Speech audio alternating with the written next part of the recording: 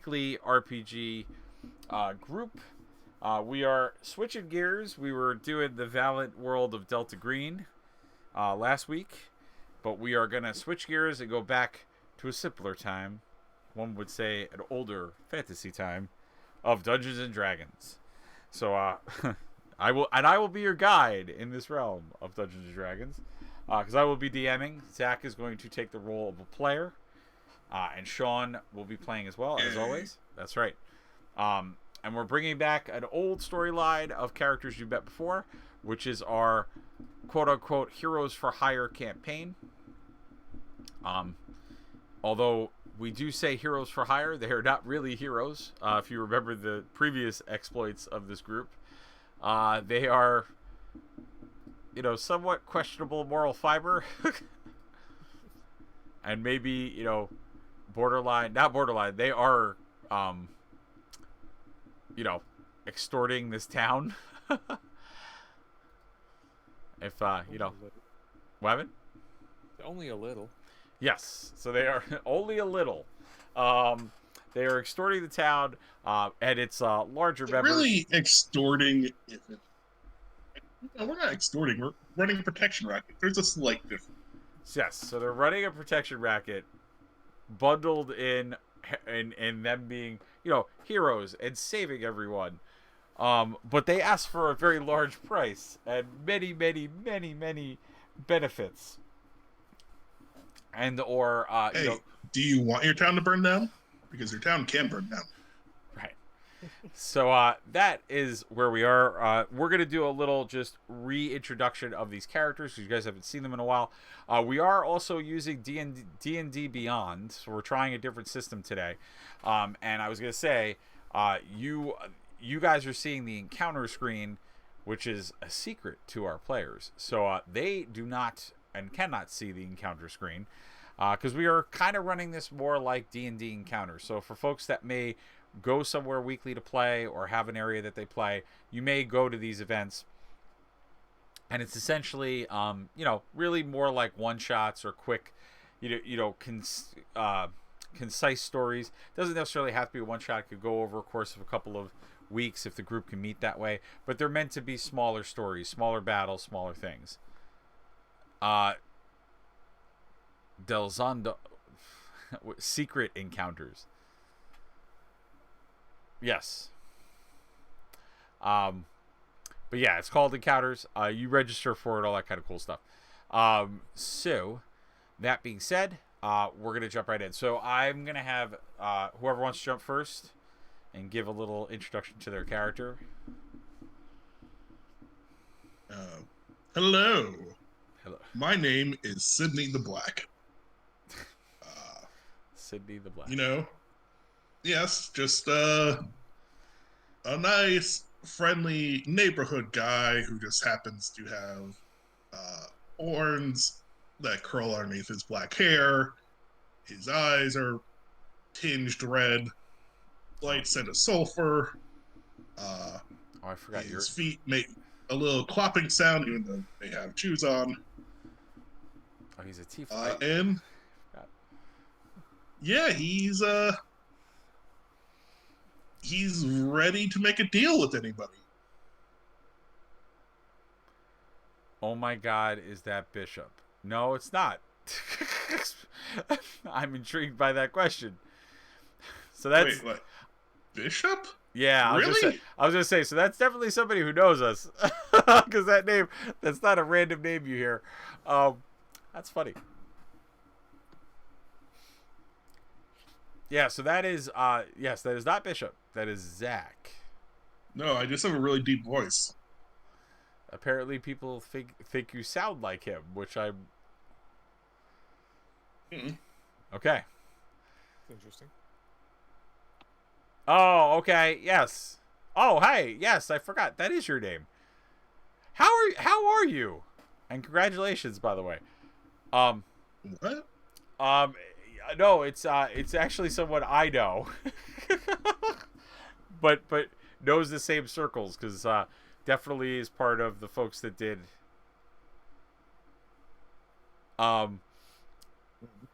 did did D&D and stuff, but in the same circles. And he just had 2 twins, so congratulations to him. Yeah, it's somebody I used to know from the fruit stand when I used to be there. If that makes sense. I'm trying to talk in code. I think I got you. Yeah. Yes, the banana stand. Yeah. That's really funny. I haven't talked to him in a while. Oh my god. You must not be sleeping. Jesus. All right, but anyway. So yes, Zach is gallantly a tiefling who is extorting the village. You're a tiefling warlock.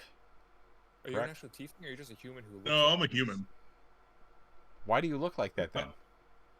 Because I'm a warlock who has the pact with the devil. Oh, okay, that's why. So okay, cool. He's not a tiefling. I rescind the tieflingness. He's a human who made some shasty deals with devils and demons. So he's got some extra parts. Hey, no one else complains about it. He's like a demonic Mr. Potato Head. All right. Yeah, I might complain about that. All right. Now for the real clinch of the adventure. This is the most amazing backstory ever. It's coming right now. Sean, tell us about your character. I'm playing. What the hell do I call this guy? Merok Gould. And for the most amazing backstory anybody's ever heard, I am a halfling rogue who grew up on the streets, and that's pretty much it. No special horns coming out of whatever the hell's going on with Zach. He's a halfling from the streets. That's his backstory. And he's a rogue. Don't forget he's a rogue. He's a halfling and he's a rogue. Oh man. And he's from the streets. Oh my god. And he tells I'm a halfling. he tells everyone that he meets that. Wait, been there, done that. You've been a halfling on the streets? You were on the streets? Oh my god.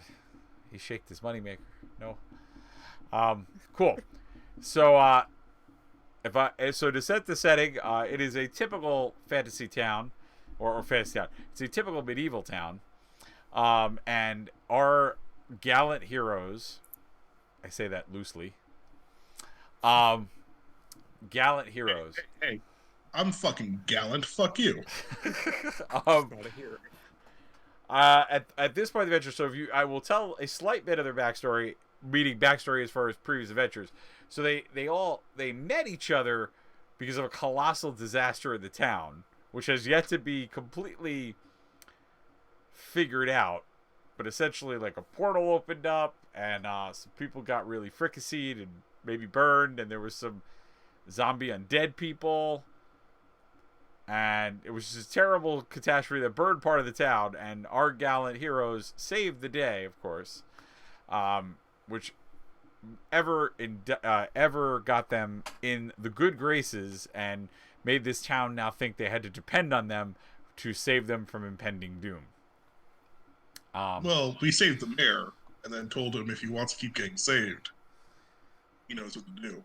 Right. So they essentially used that moment of weakness with the mayor to then set themselves up as the protectors of the city, and their protection, costs money. So they formed their own protection racket, which now they are basically able to get large amounts of money from the mayor, and obviously can walk around town like they pretty much own the place.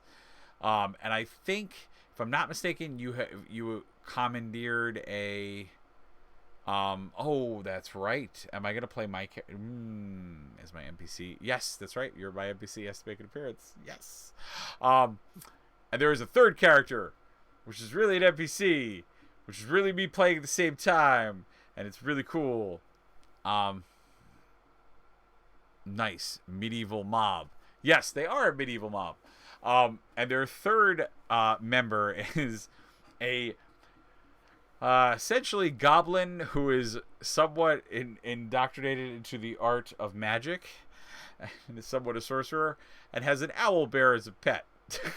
Not a pet. It's also his steed. an experimental owlbear, and a servant who is a kobold that lives in his pockets.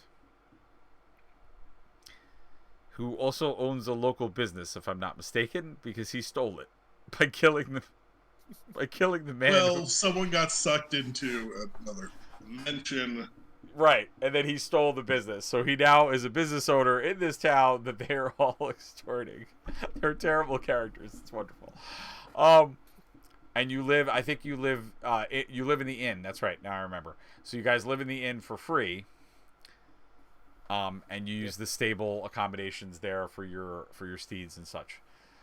So, in a normal day, so you all arise from your beds, well rested. Some of the local. I think you meant to write. I like this story so far. I figured you would.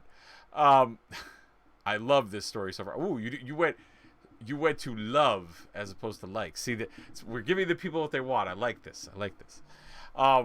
So yes, you guys awake from your well rested, and of course some of the local prostitutes, for lack of a better word, are making their way through the other rooms of the inn. So the some of those women are waking up. They're getting back downstairs. A couple of the bar maidens are getting ready for the quote unquote breakfast rush. And the travelers that'll come in at the beginning of the day.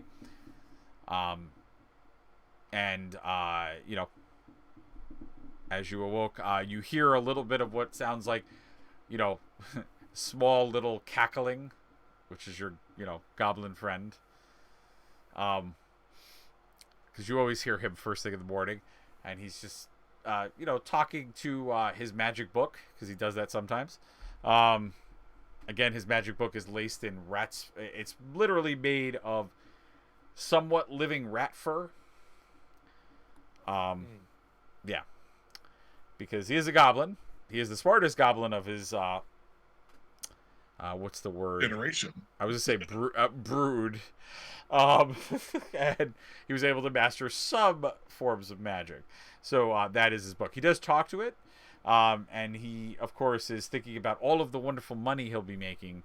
So he's just like, yes, the money for my business. And he's thinking about because he did hire someone to run the store, because obviously you guys are adventuring, so he had to do that. Someone he thought was a somewhat trustworthy soul, which is really just a teenage child that he threatened with his owlbear, that if he didn't do his job, the owlbear would rip one of his legs off. Because, that motivate the young people. So you hear that commotion going on a little bit, and you hear somewhat of the wrestlings of the owlbear outside, because going back to the whole stable thing, obviously the stables were meant for horses. An owlbear is not really the accommodations. They don't really have accommodations for an owlbear, so you always do hear, we'll call it its guttural cry that's sort of like a rooster in the morning. It's a great way to wake up. So you guys are jumping out of bed. So what do you do?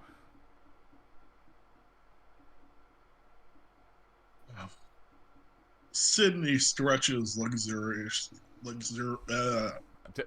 stretches. There we go. I thought he was going to do a full Porky Pig on that one. And make sure to drain one of the mice that he has on his altar. Undo some of the protective runes around his room now that he's not sleeping. Okay. And not be unaware. Gotcha. And just puts on a nice doublet along with his normal clothing. Feels slightly fancy.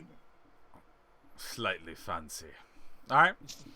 So you get ready for your normal day of villainy and extortion. Yes. You also know that is the word hero. Just want to put that out there.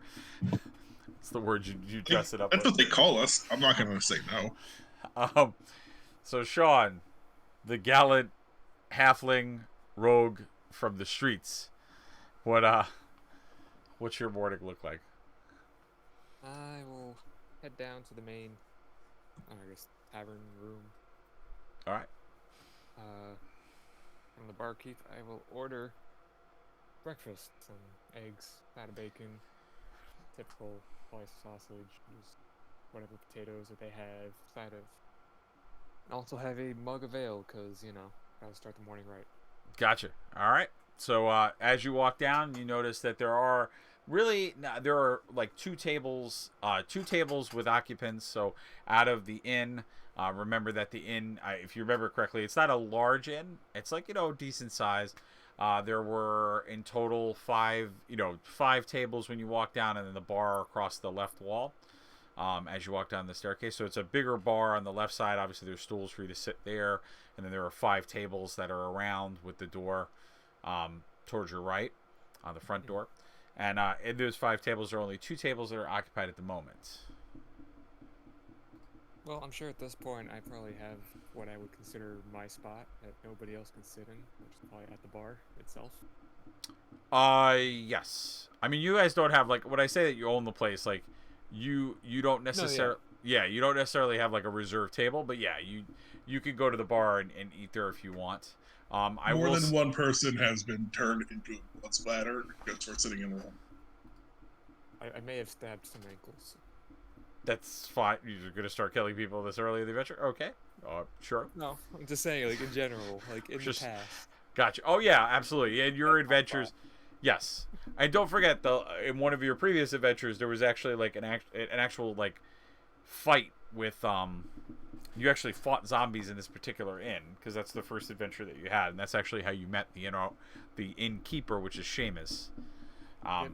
And Seamus is a bald man, has a fabulous, handlebar mustache.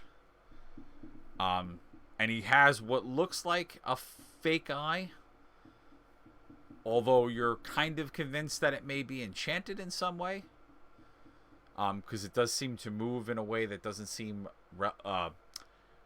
relevant, not the way an eye should move, a fake eye should move. It seems like it moves more elaborate. So not like, for lack of a better example, it's not like a Mad Eye Moody kind of eye from like Harry Potter, but you have theories that it may be tracking as you move, but maybe not as well. But he does have possibly one not so good eye. And Seamus goes, would it be small but deadly? Morning to you too, Seamus. Have my usual.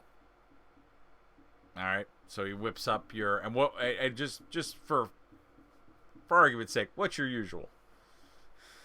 Probably a couple eggs fried. Okay. Strips of bacon, sausage. All right, cool. Boiled potatoes, just typical Hobbit fare. Just pile everything on there. Gotcha. So he puts it. He makes a motion to the sort of the barmaiden.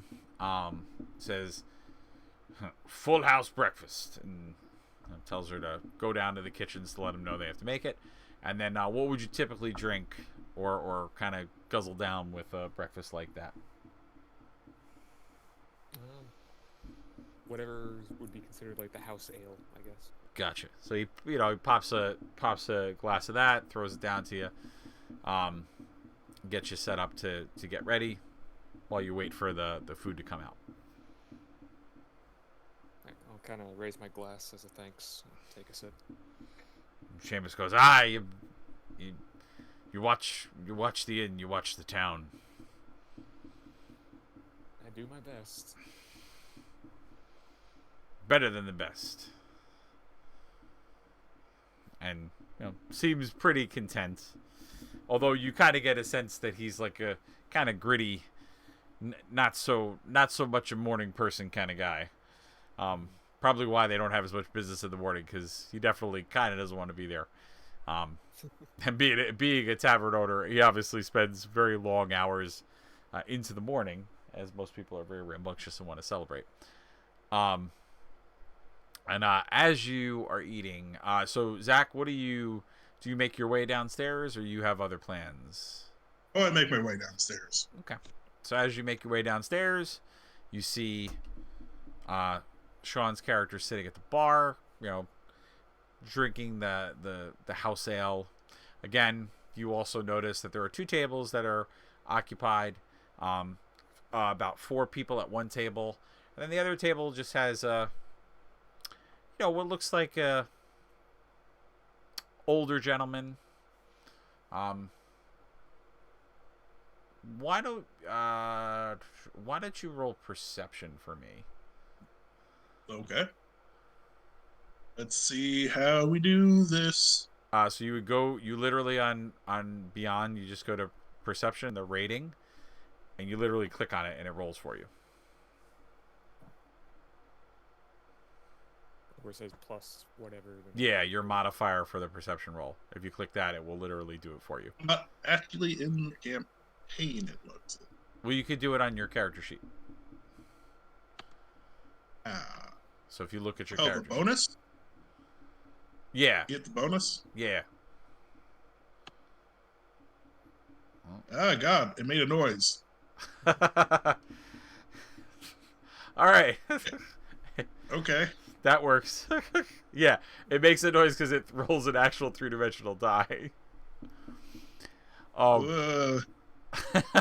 right. So for everybody, this is the first time we're using Beyond. For some of us, or just different place. And apparently the graphics of the die made Zach uncomfortable. But he rolled a 16. He rolled because wait. Why do you have a minus to your perception? Yeah. Oh, okay. Oh, right, because you're a warlock. Sorry, that makes sense. Okay. So yeah, he rolled a 16.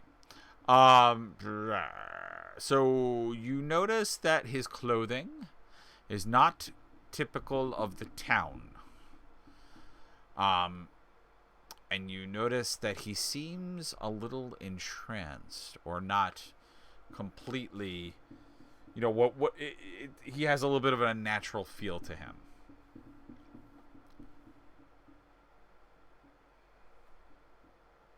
I'll saunter up to him while saying, "Barkeep, my eggs." Oh, okay. So you're yelling at Seamus. Yeah. Okay. My eggs. I eat fermented eggs. Oh, okay. So Seamus just goes, "Aye." And I'll sit at the table with this man who is obviously enchanted. Who is obviously a what? Enchanted? Oh, enchanted. What did you think I said? I don't know. There were a couple of words, so there was a little bit of a competition inside of there for what word it might have been. I thought you might have said Gentile, and I'm like, okay. Don't know how we got there. I don't know how we got there, but sure. That makes sense. No, it doesn't. So yeah. So alrighty. So it's awesome. So you sit down, and immediately the person the person looks up. So again, clothing wise, he is wearing so he's older, grayish hair, longer hair. He has a hood or cloak. The clothing you see, again, like I said, it's not typical of the town. It almost looks like he has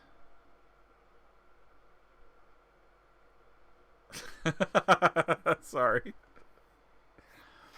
Our viewer went, "I'm a Jew, not a Gentile." Hey. All right.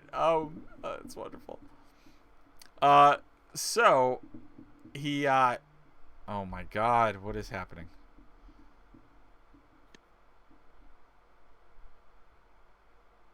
Anyway, and for everybody, side note, for anybody out there, apparently there's a new Shang-Chi trailer, and new Suicide Squad trailer was yesterday.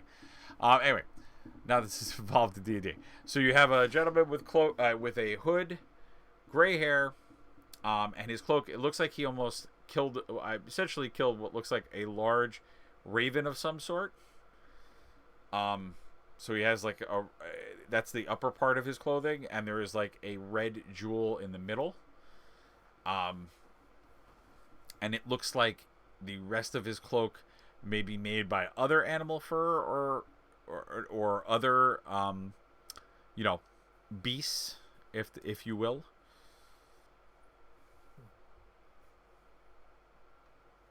So, what's messed with your mind? Fairies, witches, sorcerers, wizards. There's a lot of things that mess with your mind. You dare speak to me? Well, you're at my inn. And who are you?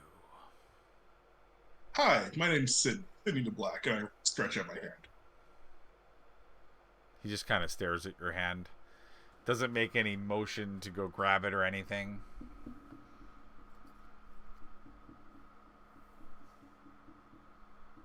And he just kind of looks at you up and down and goes, "You think you have the power?"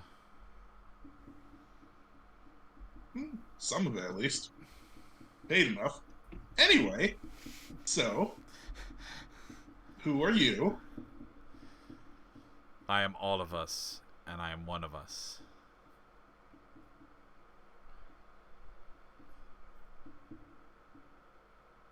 Legion? he said kind of. You don't like, know. You don't know what Legion is. Oh, come on. Okay, this world's equivalent of Legion. That's I fine. mind you. That's fine. Like, he says it kind of like, I haven't seen you in a while. Like, maybe it's you? You think I'm your master? Oh, no, not my master. Just one of his representatives, maybe. I have been trying to spread the pyramid scheme among the... It has been working fairly well.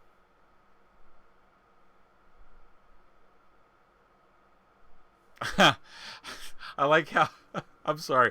Our chat is amazing because it just keeps putting, like, someone just yelled, "I have the power." Oh my god, new He-Man looks dope. This is all random stuff. And lots of laughs. Legion. So yeah, it's so he kind of looks and just goes, "I may serve one of them, but there are many deals to be made."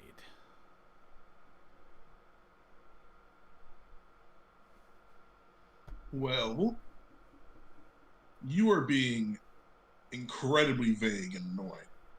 So please state your business here. I mean, if you want the breakfast, the halfling has a pretty good one. Are you taking my breakfast? About this moment, the goblin who was talking to his magic book. Yeah, the goblin's adventure. He does come down. He starts walking downstairs. And kind of at that moment, and I actually need to.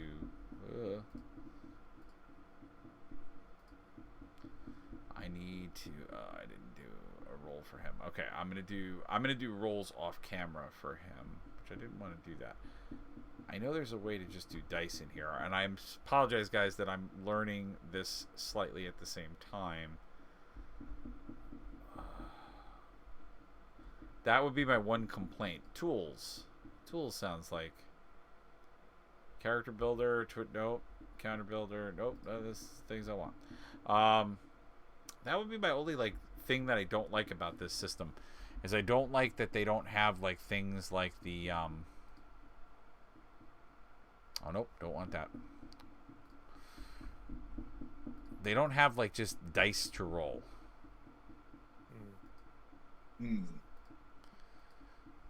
It's not set up that way. It's very good if you have a character sheet in front of you, and it's very good if you have that whole thing.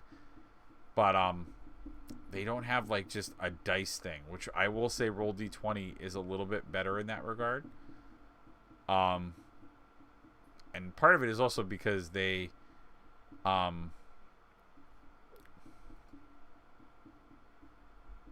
yeah. So like I can like do settings for my dice. I can buy more dice, but it's not very clear how you just roll dice when you're not in front of a character. But maybe that's the problem. You actually have to be in front of an NPC. Like a little icon bottom left of your screen? Bottom left of my screen. The one that's a dice. Yeah. Nope. Well, Just the character sheet. No? Okay. I think it's the character sheet. I think that's the key. Like, you have to have a character sheet. So as a DM, that would be my only like bad feature about this. oh, they make you roll in the public eye. Oh, boo-hoo. Wait, what? Oh, it's just they should just have you. It should be able to like have a little window where like dice come out. Like it just should be UI a little bit different. That was me kind of joking. Oh, because like when I go to tools, it doesn't have dice in it. And like as a DM, I can look at an encounter, but when I go into the encounter, all the encounter does is give me the monsters.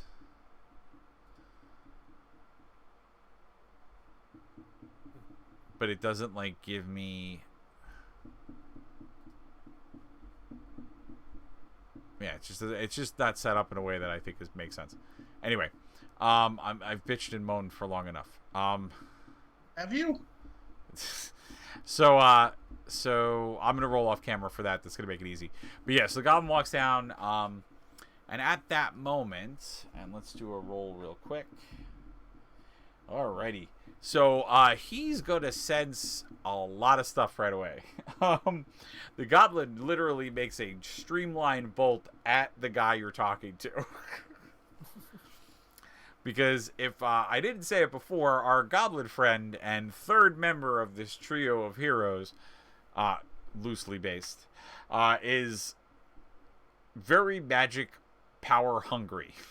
So if there is something magical in the room, or a magical amulet, or anything magical he can steal, you bet your freaking ass he's going to try to steal it. So he literally beelines for this man. And at that moment... Okay. So he, the gentleman who you're talking to, Zach, raises his hand, and literally a extreme large burst of energy flies out of it, going completely wide of the goblin, coming inches away from hitting Seamus in the head. Alright. The only one out of the 4 people at the other table actually make it out of the bar okay. The rest of them trip, fall, hit themselves, and are kind of knocked out. Because they completely freaked out. And we'll say the one person that had the courage to sit next to Zach at the bar, Sean at the bar, because of his reputation, has now also made it and fled. And the goblin's response is, "Oh, man with power." And the gentleman, or we'll call him entity at this point, looks down at the goblin and goes, "An agent of chaos. I have messages for you. Do you guys have any response to this? Please save the bartender. He makes good eggs. The gentleman looks up at you and just goes, "Foolish mortal." Hey, I'm working on that.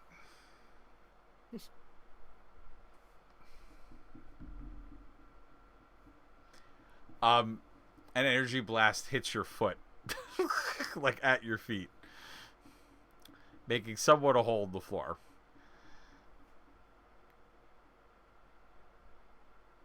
I do not move. Okay. This is not the most terrifying or sudden thing that has happened in my whole life. That's true. So he just looks at you and goes, "A mortal with foolishness. And kind of smiles, sort of upturns his smile. And he just goes, and the goblin goes, I like chaos. And he sits down at the table. Do you, I should say, Sean, do you have any response? Do you want to do anything? Because obviously this is all happening. Yeah. And you were just drinking and eating, your Grand Slam, IHOP breakfast over there. So, as a halfling. I mean, I got my priorities. Yeah, from the streets. Yeah, from priority. the streets. He didn't really eat when he was on the streets, so he's got to get that food in now because he's from the streets. I don't know if you guys do that. I mean, did it seem like this guy was referring to me at all when he says, like, you have a message and mortal and all that? Yeah. No, it's extremely clear. I'm not even going to make you roll. It's 100% clear that he was here to talk to the goblin. It's 100% clear that whatever business he has is talking to the goblin. I just wanted to give you an opportunity to jump in or react. At this point, I'm probably just kind of like watching what's going on. I definitely have my hand like on my sword hilt while the other hand still shoveling food into my mouth. Nice. Okay. Right, So, buddies. yeah, that's fine. Cool. So you're cautiously eating your Grand Slam breakfast while holding your weapon in one hand. So yeah, the goblin sits down, and he motions to you, Zach, to sit down because he thinks of you as a friend now because you guys have been through so much together.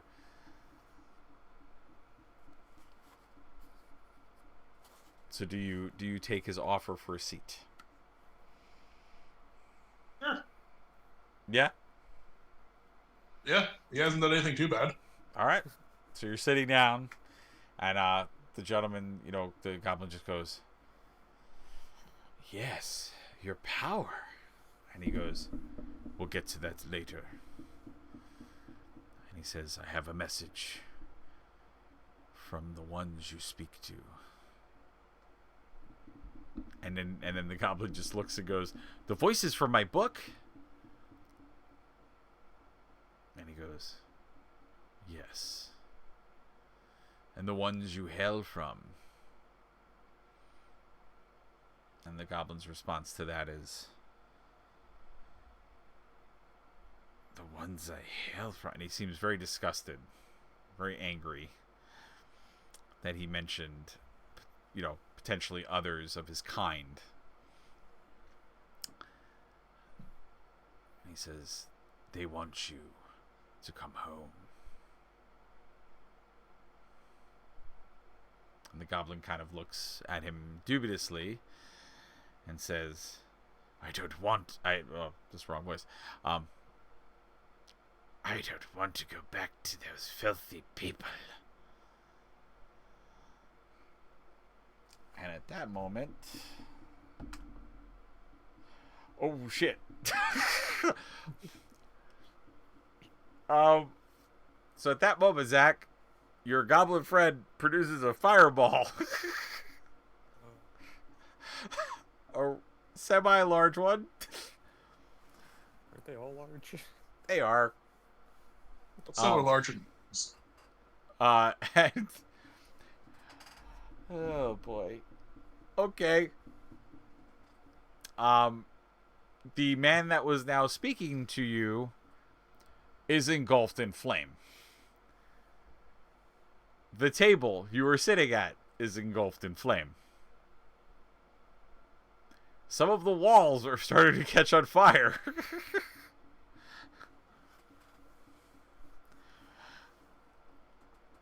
This feels kind of comfortable.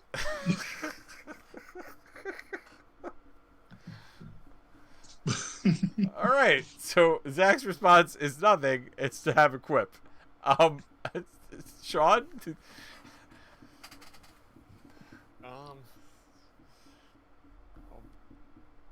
I guess at this point, I'll jump behind the bar and like wherever they have water and just like try to start putting out the fire that's at least on the walls. Okay. This place gives me food. This place So gives me food. Yeah. Thank God. Okay. Good sense is prevailing. Cool. So you start to try to put out the fire. What would we roll for this? Let me see here. Yeah, I have no magic, so it's not like I could do anything. No, else. I know. You don't have any magic at all. I know. It's funny.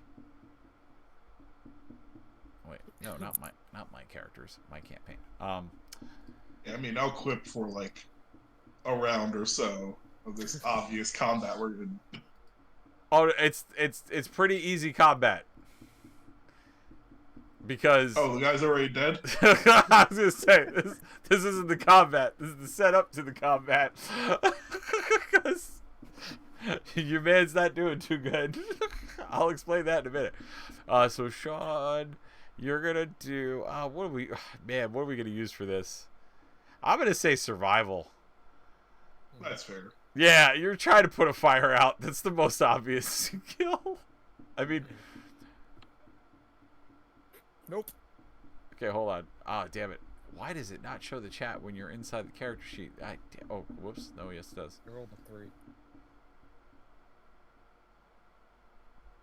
You rolled a 3. Okay. Well, that sucks. Yes, it does. So, okay, you didn't critically fail, so there's something to that. There's something to be. Close. It was a 2 plus 1. It's How can I okay. put this? I try and narrate it. What happened? Can I give a suggestion for the narration of Well, what happens? no, I have one. I have one on what's gonna happen. So you, well, you didn't if you critically failed it. If you got a 1, I had a good one for that, which is you thought you had water. It was really gasoline. And the place is now burning more.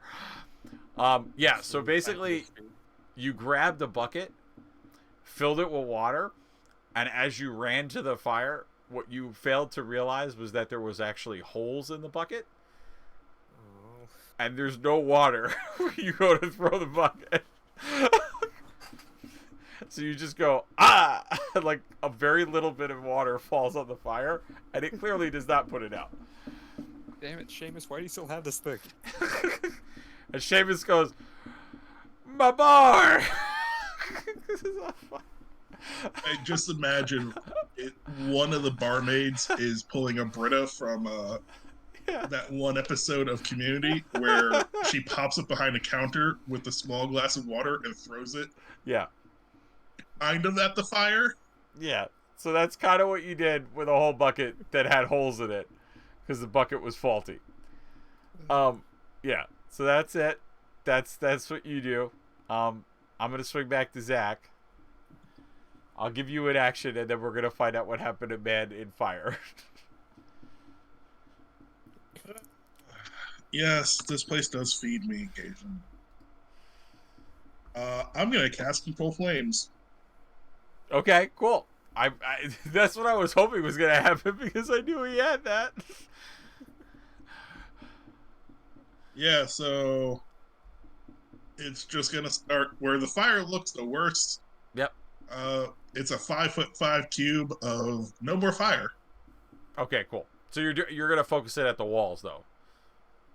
Wherever it looks worst. Does it look really bad at the walls? Yeah. Cool. No more fire in that 5-foot block. Okay.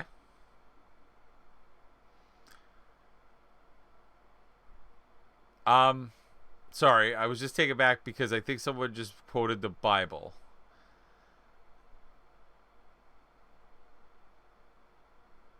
Vortaxis, what's up? Did you just put a part of the Bible in my chat? What is...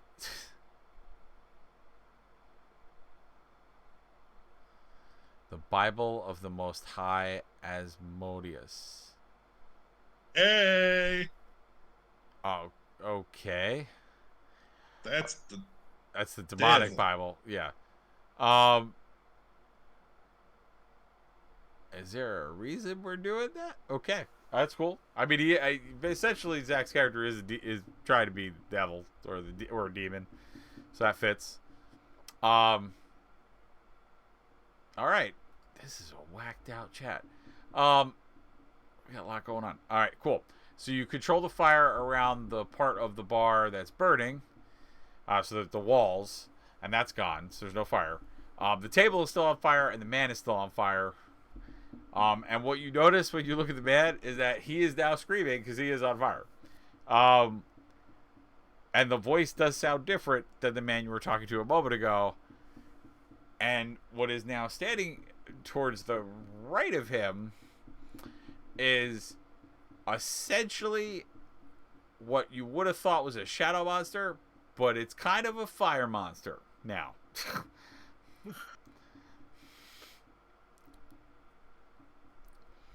Or it looks like a big bunch of fire that's walking around. And let's see.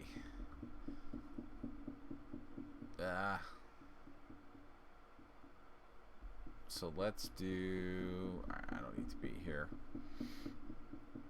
Sorry, guys. So I'm gonna go back into here. I didn't actually pull the stats for the thing I have in here, so this is gonna be interesting. So yeah, so fire monster. What is your armor class, Zach? 14. 14? All Yeah, right. I get hit easy. I was gonna say you get hit by a blast of fire.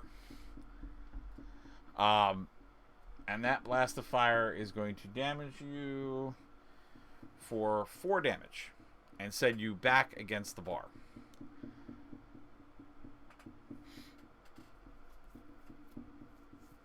It's not nice. And then you guys want to roll initiative now, please. It makes noises.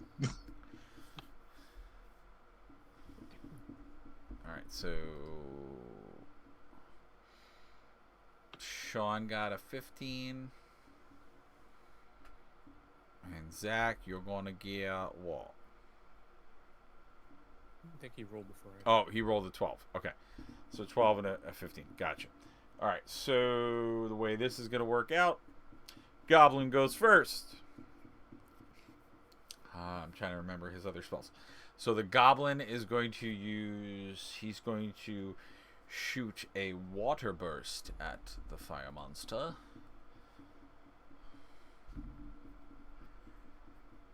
And he's going to make that. And the fire monster is going to get...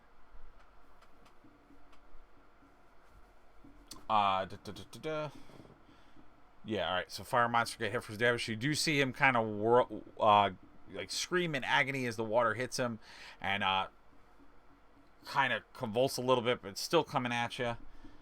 Next up is going to be Sean. Oh, looks like more magic stuff I can't do anything about. Does Seamus have like a decent bucket? Yes, you can find a decent bucket. So I mean, like my immediate thought is try to throw water on this thing. Okay. Since this one has holes in it. So just do a dexterity roll to throw it.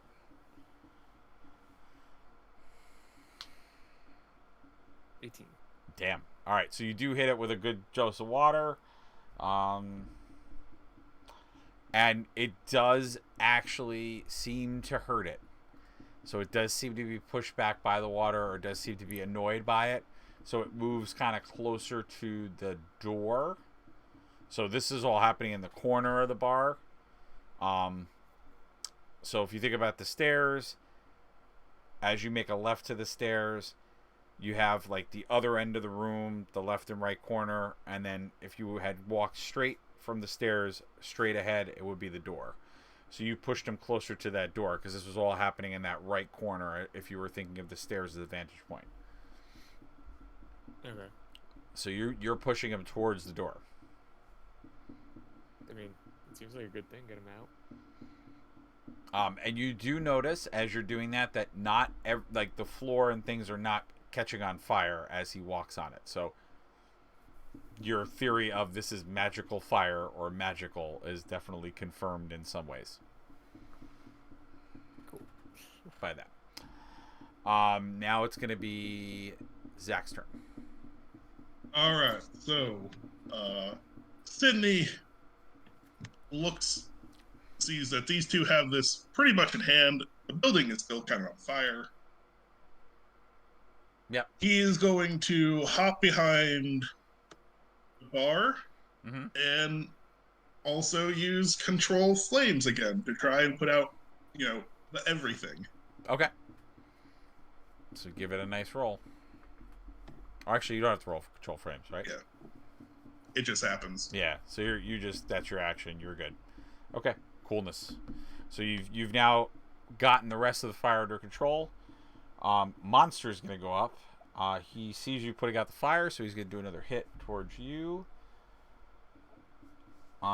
Misses, so the fire does not hurt you this time. But you do notice that it does start to light other tables on fire. So there's further tables behind. So the other tables that were there start to light on fire again.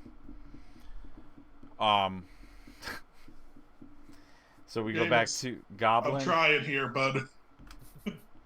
Okay, Goblin gets a good hit, and that's going to damage him. So that's there. Okay, cool. So another water jet hits him, pushes him out, and he seems much more annoyed, much more angry. So, Sean, you're up. So it's out of the tavern now? It's like at the very, very edge of the door. Like probably one more good push is gonna knock it outside. So I would like to try to throw another bucket of water on it. Okay, so do another just dex roll.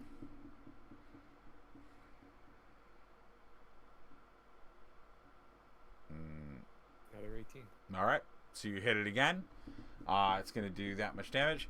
So you can see him starting to like writhe in pain, kind of. And now he's in the sunlight. That's gonna trigger that. That's gonna trigger. Oh no. Okay. So you hear a couple of people screaming as he goes outside because they see a fire monster. You think you hear footsteps of one person, maybe two, and then horrible screams from another person. Almost like someone's been lit on fire. Almost like someone's been lit on fire. Yes, that's pretty much what it sounds like. Do you go further to investigate? I'm gonna try to follow it outside. Okay. I'll give you like a free action because you kind of knocked it off kilter for a minute. Zach, what do you want to do? Because it's actually your turn up. I am doing the correct capitalist thing and protecting property. Okay, so you're gonna control fire again and do that. Yeah. Okay, so the fire is completely out in the tavern. You get that completely settled. There we go. So you're good. You've now controlled the fire a couple times. You've pursued. The monster then sees you pursuing.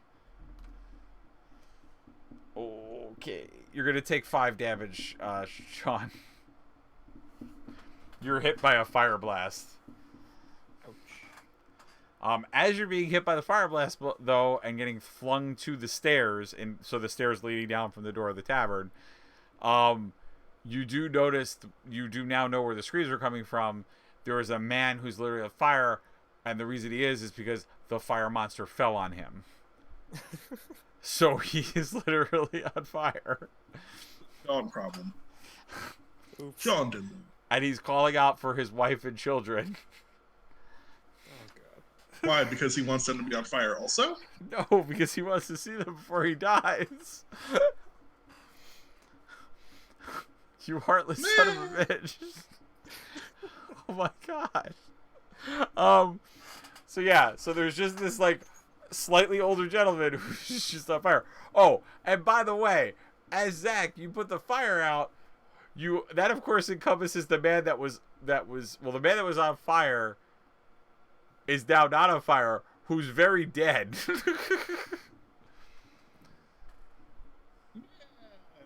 Just so you know, just in case you were wondering, that guy's dead. Oh, and I wasn't caring. and very charcoal. Oh, good. I'm glad you don't care at all. It's amazing. So Goblin is gonna be up. Jesus Christ, he keeps hitting. All right, at that point, he hits with a large blast of water, and the fire monster just starts to deteriorate, and he goes, and just as he's, kind of snuffing himself out, like losing almost like losing oxygen because the fire can't sustain itself. You hear him say, "They're coming for you." And then he dissipates. I'm just gonna look at my goblin friend and say, care to explain that? Filthy family. You come from a family that just sends fire monsters after you? Well, I would send a fire monster. I don't know who else would have. They don't know the secrets I know. I thought mages were rare amongst your kind. Yes, very rare. Power is hard to get.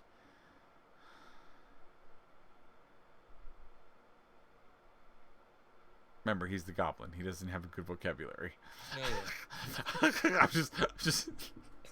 I'm alerting you. And you would know this because you've hung out with him long enough. Yep. Does mean we gotta go kill somebody? Kill them. Well, while they're engrossed in this conversation. Oh, and then while you say that, Sean, you hear the owl bear go. Forgot about the owl bear. He's still there. Yeah, we figured. But yeah, when he's engrossed in this conversation, I'm gonna go check out that jewel that was on that head dude. All right, roll investigation. Oh.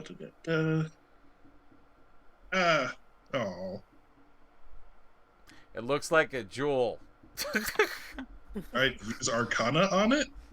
Yeah, you can use Arcana. I'll let you do another roll. It's fine. Because you have time. It looks like a jewel. Pretty. What? I say pretty Yeah, to myself as I pocket it. The one thing is that you notice that obviously the fitting that it was in, it melted. So literally it's just a jewel now. Like it doesn't... Because like the fire he was engulfed in, the reason it killed him instantly is that like a lot of his clothes melted. Yeah, it's almost like they're feathers. Right. But like everything melted, including his skin. Mm-hmm. I'll ruin your day. Yeah, basically he looks like the people from Raiders of the Lost Ark. very, very similar. Cool. So now that you've looted the body, you have a red gem. We'll talk more about that red gem later. So yeah, so Sean, after you are talking to the goblin, you don't really get much more because he's just very angry. Yes. You get the sense that it really just affirms things you already know, which is yes, he is the smartest, if that's possible, the smartest goblin of his like hive of goblins, which is why he was able to attain this power. But you also think, but you know this about him, that you have an inkling that some of the objects that he has probably generates more of his power than maybe his actual skill. But he's kind of a mixed bag. You don't always know, because obviously just now he shot water. He was able to like do water magic, which you weren't actually aware that he could do that. So he's kind of a mixed bag of tricks. Yeah, so you just get that like he definitely hates his family, aka his kind. And he definitely left them because he felt he was superior to them, and he didn't feel anyone else had the skill that this would require, except him.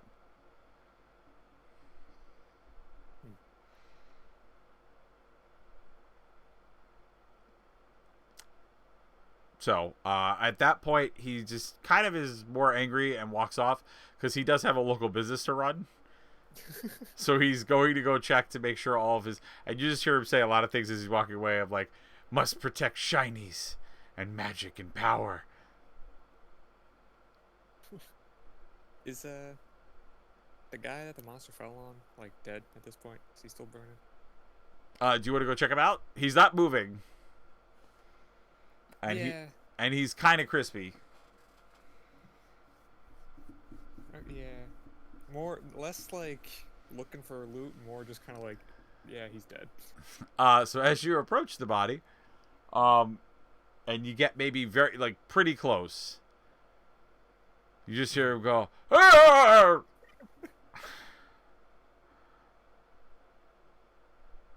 All right, so I'm just gonna shout like, "Someone get the town healer." I don't even know if there is one here. One person hears you perfectly, and he goes, "The doctor, I got you." And he starts running down the street. Okay. Do you do anything to comfort him, or? I mean, I honestly have no idea what I have in terms of like an inventory. Well, you in general, anyone that's adventuring, like you would have a basic adventurer's like, right. Backpack. So usually in that type of in that loot, you would have like basic stuff like cloth. Like usually you have a basic like first aid kit, or like things you could use for first aid, like flask bottles, basic weapons, things of that nature. So provisions for traveling. So usually, I mean, in this case, it's the first thing in the morning, so I'm not gonna say you have your full adventures pack because you weren't necessarily ready to fight. But as somebody who is a tough guy, rogue, I'm sure you from the streets. Thank you. From the streets. I'm assuming you would carry like stuff for basic bandaging. Yeah, I'd probably just have some like, extra cloth and like maybe just like water. Or at least a flask or something you could like go get water with, because you probably find yourself in like situations where you have to like do some maintenance on the fly for injuries. Now that being said, do you have any medicine? That was my next question. Yeah, no. Okay, so you mean like skill medicine or like healing potions? No, I meant the skill medicine.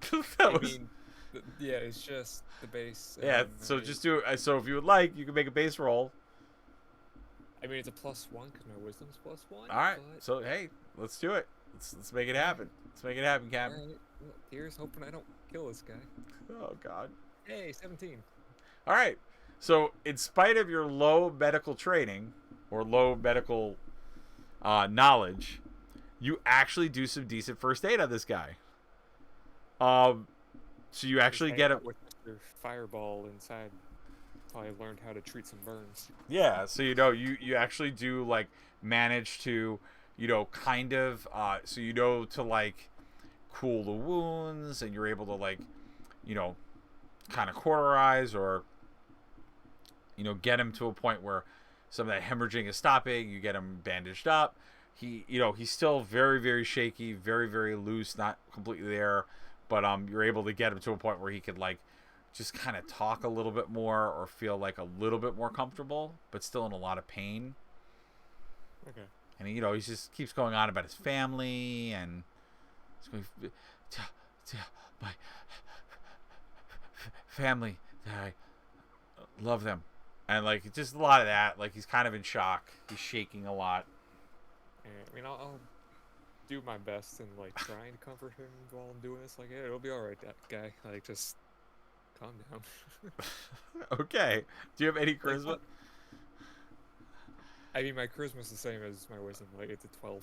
It's a 12. Okay, that's fine. All right, so I won't make you roll. It's fine. You could do some. You could do like basic, like, kind of make him feel okay about life, and like kind of hold on a little bit longer, or like not do anything. The doctor's on the way. It's fine.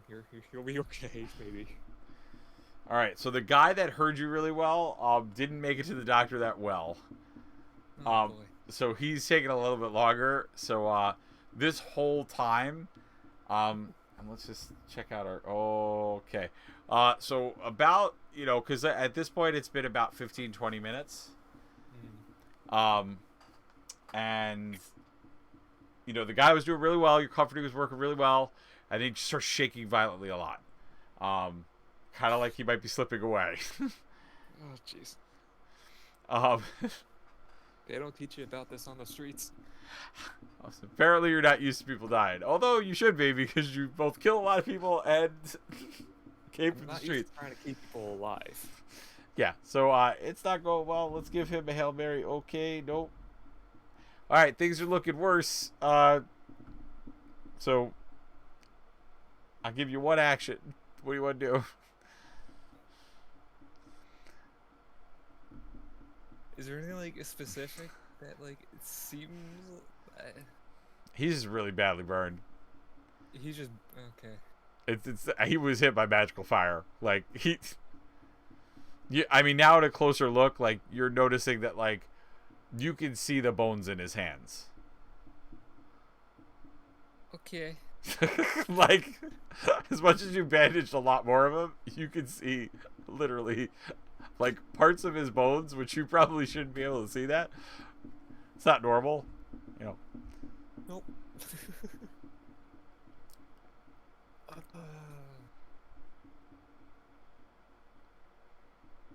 Yeah, I think there's like what all I can do, like maybe last ditch effort of maybe more bandaging or soaking. All right, him go in give it a water. shot. Let's do it. Another medicine. Another medicine check. It's the Hail Mary medicine check. Well, that Okay, so remember how you were like, am I gonna kill this guy? Well, tried. that was the roll. All right, I'll give him a shot. Oh, so in spite of your terrible medicine roll, he somehow is holding on to life. He's clinching in. I'm just gonna shout, where is that damn doctor? And at that moment, the doctor shows up. That was perfect. And he goes, I'm sorry, this man, he had me down different streets. He said, looking for the tall building. And I was like, we're in a city. There's a lot of buildings. He wouldn't tell me it was the inn. He's kind of an idiot. I'm not an idiot. And then he, like, runs away again. I will be staring daggers at the back of his head as he runs away. That's fine. So the doctor is here. Doctor now starts to examine him, does a little bit more, does get him back to a more stable rate. And he says, hurry, help me. And you know, wants to get him to his medical facility to get him. I mean, I'm small, but I'll try. Yeah, well, let's see. Can you chorus? Does he? Oh God. Okay, so like one other, like two townspeople that were kind of on the way. One of them kind of scoffs and doesn't want to get involved, thinking that like something's wrong, or maybe he's a criminal, or there might be like trouble brewing. The other kind of, you know, feels bad in their heart and actually comes over and helps because you're obviously struggling, so you're able to get to the doctor a lot quicker. So they get, and you now realize that he definitely was an idiot because the doctor was literally like 2 blocks away. He's just literally made him go in a complete circle and not where he should have gone. So now you get the guy there. He's all stitched up. Are you gonna stick around, or you want to go like find Zach's character? What do you want to do? I'll just ask the doctor, like, so you think he'll make it? Well, I've never seen burns like this. This is unnatural. What happened? Fire monster, just kind of appeared in the tavern, and I guess wrong place, wrong time. Fire monster. So much fire in this town. Things are always burning. Why are things so bad? Well, you got me. I should be going. Thanks for your help, and good luck.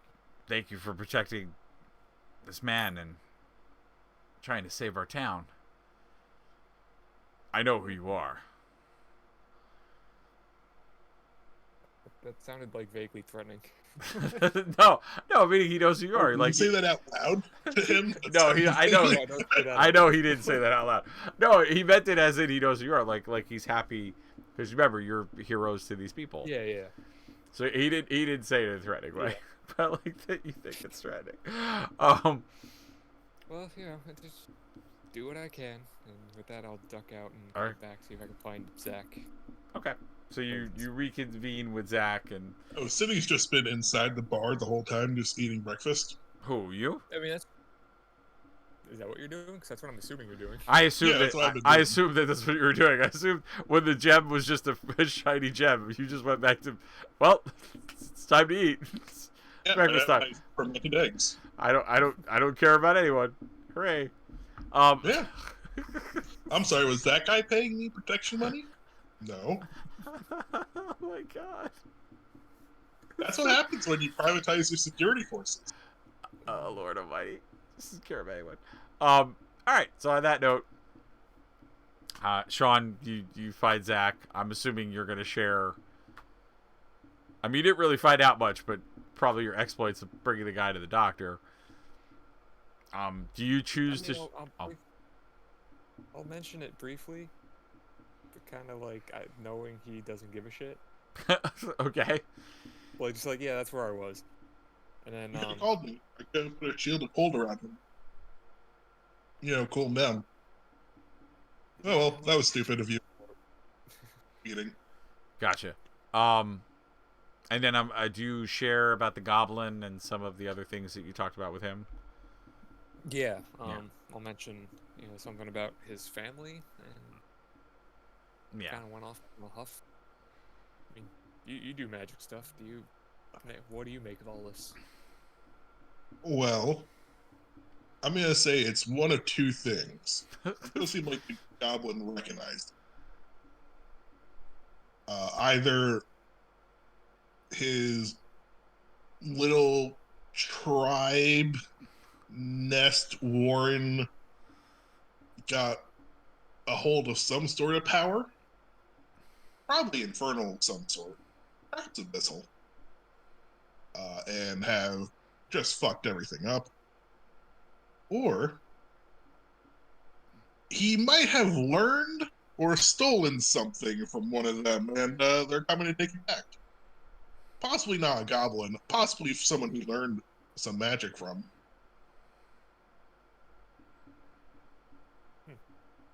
Yeah, it's a 50-50.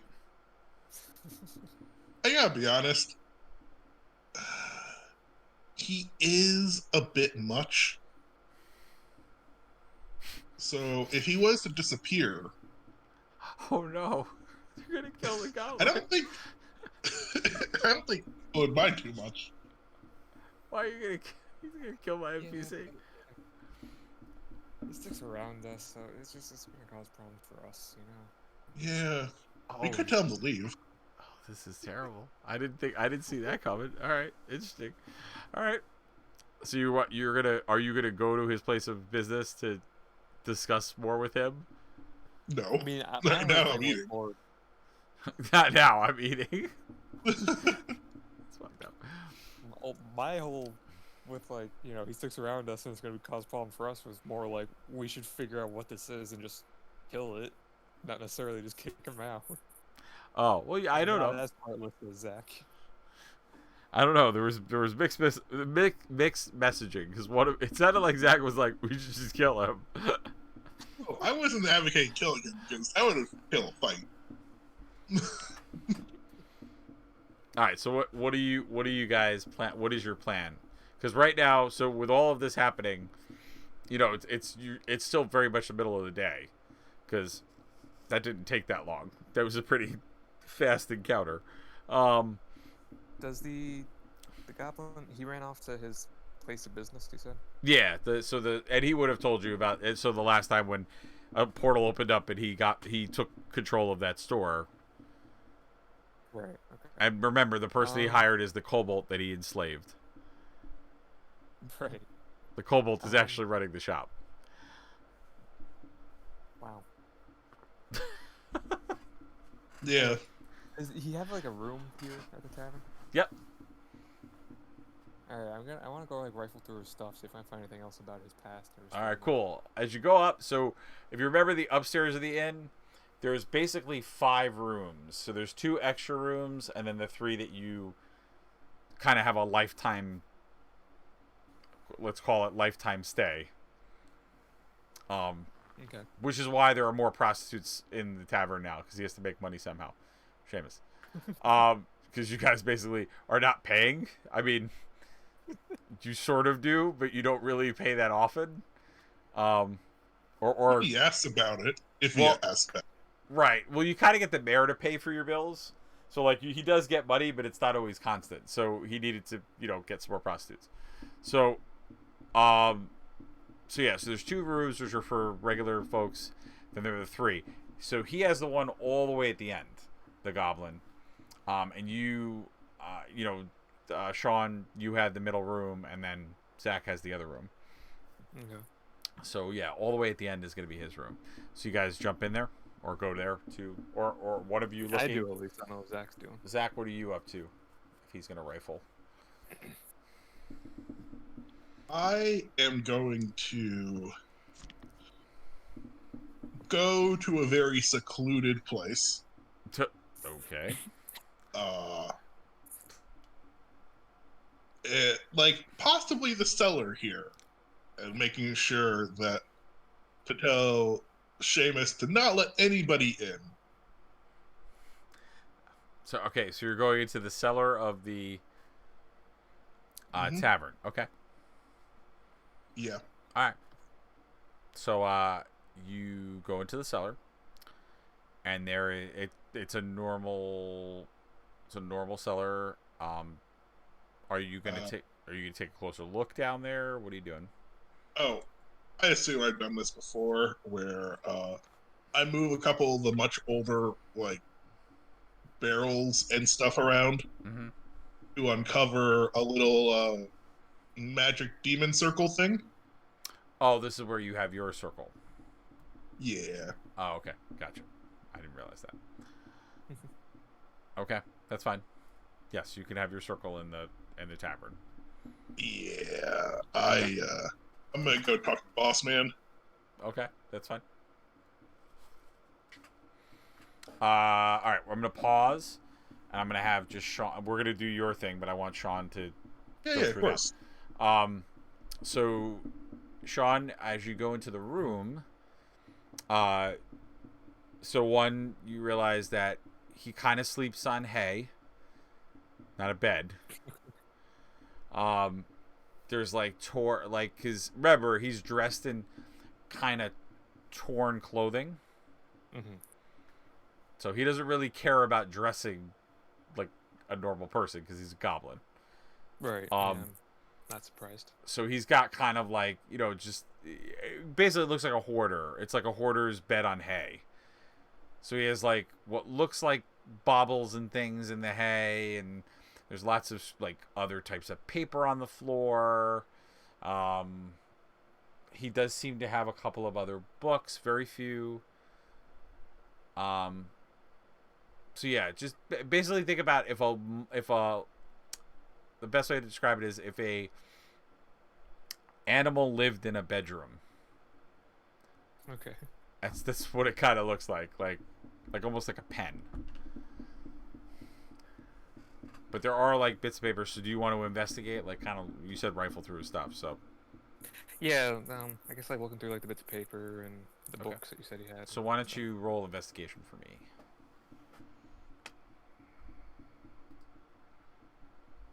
Survey says 19. Oh, damn. Okay. So, yes, you find quite a few things. You, like I said, find the books that are there. You now know, and you know that those books are additional spell books or magical. They are about magic. Okay. There's also things in there. So you do find through the bits of paper what looks like a map of the mountains. So you find a map that looks like a mountain region. You're not sure in relation to those mountains, like where this is. Okay. And you see some markings on there, or almost like, definitely written in a different language. That are pointing out different aspects of these mountains. And then again in the book, because you don't speak any of the other additional languages, so obviously when you flip through those books, they are written in different languages. Okay. And then You find lots of bits of jewelry, most of which you think is probably from the townspeople. Just things he's been stealing. And then you find, in addition to those things, a ring with a blue gem on the top, which for some reason gives you a different feeling and makes you more intrigued about it. Well, do you pick it up? Yeah, I'll examine the ring more closely. So when you do pick up the ring, it does give off a certain kind of energy to you. And it feels like, it does feel like something may be pushing itself, or there may be a presence of some kind.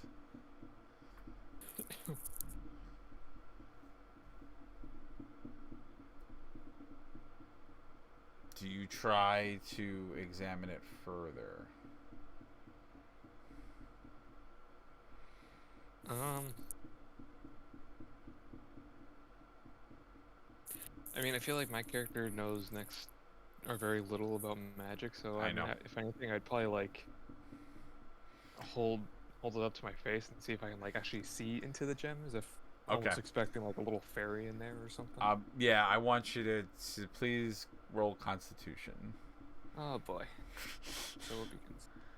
So it begins. So it begins. I thought that was a 1 for a second. 7 plus. Well, you roll the 7. You roll the 7 plus.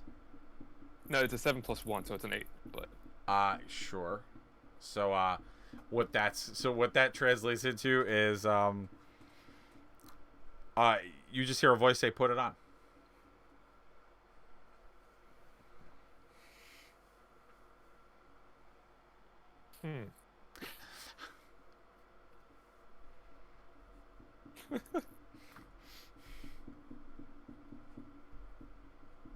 Like, nothing good ever happens to me when this shit happens in your campaigns. I know. But this might be better. You never know. One of these times, it might. I mean, it's bound to happen eventually, right? Yeah. I'm gonna pocket it. Okay. I'm not gonna put it on yet, but it's fine. So you've now put the ring on, or put the ring in your pocket. Okay. So yeah, so that's the extent. And like I said, you do find the map, and it has writing on it as well. And what language was the writing on the map in? If you would like to, you can roll for that if you want. What would I roll? You don't have any. I mean, you don't speak any other languages, right? Yeah, just common, halfling, and then the specific thief can. Yeah. So, let me see here. Let me view your character sheet real quick.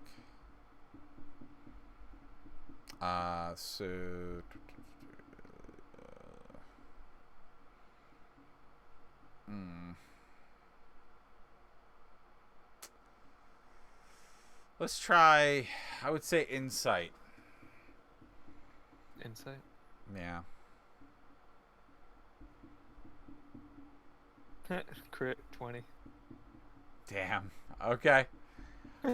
So, in a miraculous point of origin, in a miraculous turn of events, you somehow are able to read a language you've never known. You might actually think that it's contributed to the ring, because you don't know much about magic, so we'll just call it that.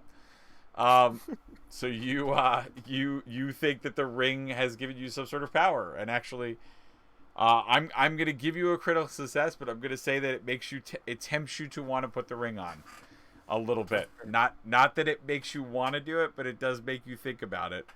Yeah, no, that's fair. And yeah, you actually are able to read it, and you realize that it is pointing out secret entrances to the mountain. It's not or entrances to the mountain, and it does say, you now know from the titles of it, or you can put it together, that it is in fact probably where his family is from. So this is the map of where he is from. Okay. And that it's showing, and you do notice the word infernal and firebringer, because it mentions that in some of the passages. That there are areas for that.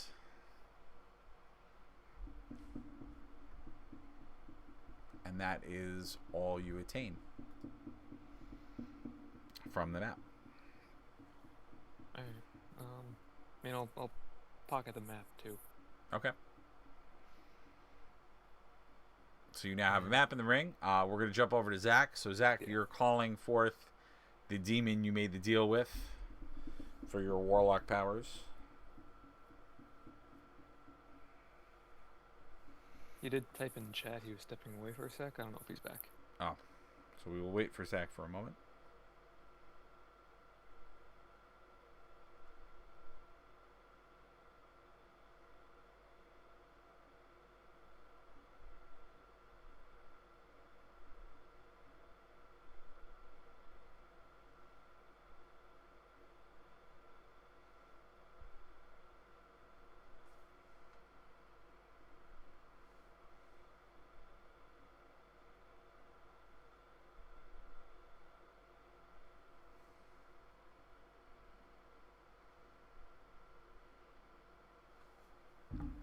And life just keeps giving me different things. All right, so we are waiting for Zach.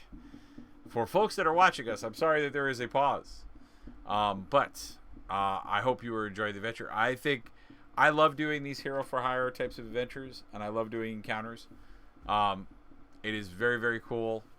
It is actually a really good way for people that might be thinking of DMing to start DMing, because you don't have to do a lot of prep or planning for these types of adventures, because you're really just doing the big fight of the week. So, it is good stuff. Hey, yo, what I miss? You're talking to your big guy in the sky, or below, I should say. Yay! So you're up, sir. That was good. I got a little bit of filler to get us there, just a tiny bit. But yeah, so I was cutting over to you to say that it was time for you to do your bit of stuff. Yay! So I assume you do your ritual. So you have your circle, as we said. The circle is in the cellar of the inn that you guys are calling home. And you're calling up to, I would assume, the demon that you made the pact with for your power. Yeah. Cool. So, as you perform your ritual, you do make contact with the demon. And what do you ask him?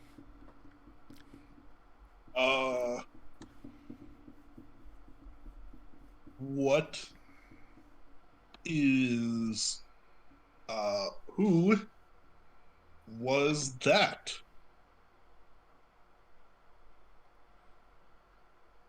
It's one of the lower levels.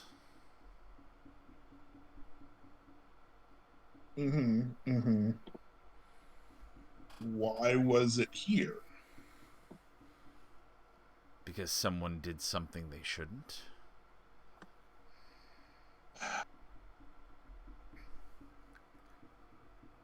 How may I serve you in this matter?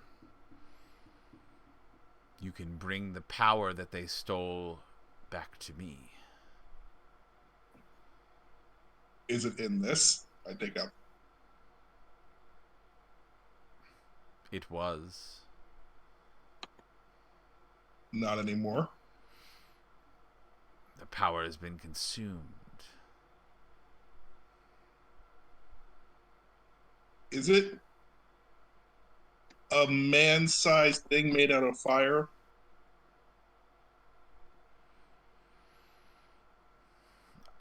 The lower levels can take many forms, control the elements, use different housings for their vestige.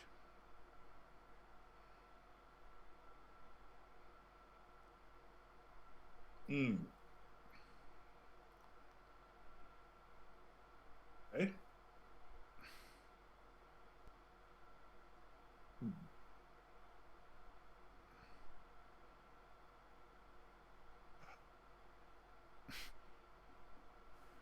What? How can I track them? Let me see the gem again. Place the gem in the circle, making sure I do not touch the circle itself. Okay. I'm not going to make you roll to see if you don't touch the circle. So you put the gem in the circle. Mm-hmm. What is the master you serve look like? I'll let you role play that. It is incorporeal. Okay. It is wind that changes the scent of the area it's in. Okay. And whatever narratively is thematic. Gotcha. Is no. Okay. Although it's incorporeal, would you say that it can it can create a hand of a construct, or it can do things like that? But it's oh yeah, like it moves things and stuff like that. You just can't see it. Gotcha. Okay. So yeah. So even if you have arcane sight. Got it. So if you put the gem in the circle, you see the gem lift up as if something is like examining it or looking at it. And then you see like a flash, almost like energy entering the gem. Mm-hmm. And demonic words are spoken. Infernal words. And once that is all finished, you hear the voice of your master say, "It will now track where the power grows for you to reclaim it."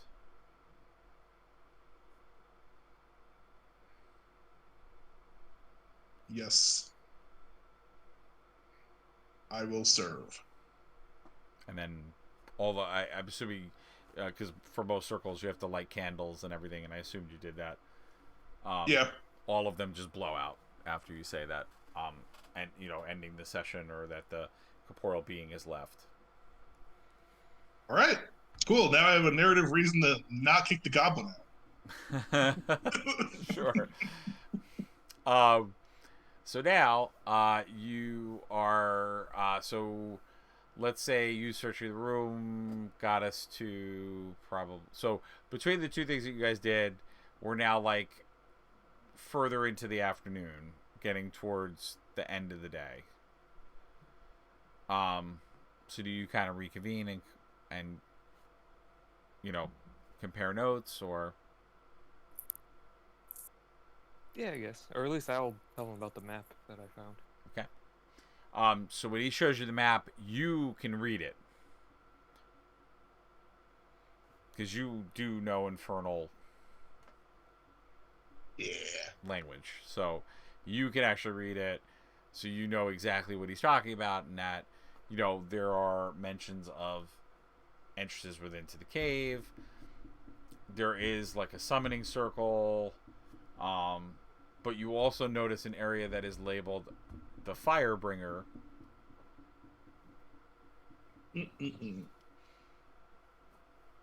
But, like you see, essentially the summoning circle is called Infernal Temple of the Fire. So you can see different areas within the mountain, because it's like a mountain range, and you're seeing some little drawings of elevations of like caverns within the mountains that it's telling you kind of how to navigate.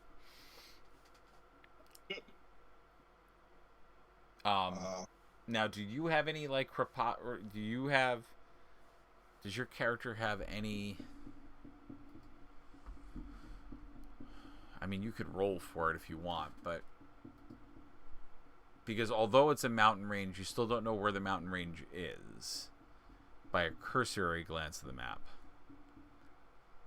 Yeah, I don't. Um, I mean, um, I want to point that out. Like, it's great. Yeah, man, you don't have.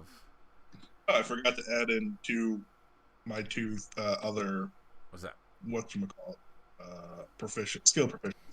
Oh, that's right. 'Cause you went Let me double check what they were, because I can use my other sheet to check.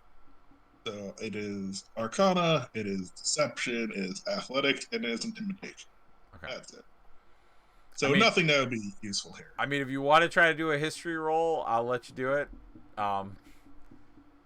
To see if maybe you could get. Where is it? History. Yeah, sure. I mean, I'll give you the roll if you want. Hey, 16. Okay. So kind of either, based on, we'll call it based on the adventures that you've had in this town, and after maybe looking at both, different maps of the countryside or like maps of the region, you kind of vaguely remember that this is in fact a mountain range that is very close, like somewhat close to this town. So it is actually within the same region. And it is, maybe a day or two away. Like, it is not far from, where you currently are located. Which sort of explains the fact of how you found this goblin in your original journey to this town. Assuming just showed up somewhere. So it makes sense that he would show up to this town because it is close to, within at least a few days of the town. So it's like kind of a place you would stumble on if you were, for instance, escaping from your people for some reason. Or trying to get away from them because you think they're idiots, or whatever you feel the goblin's motivation happens to be at the current moment. So you do get to that fact.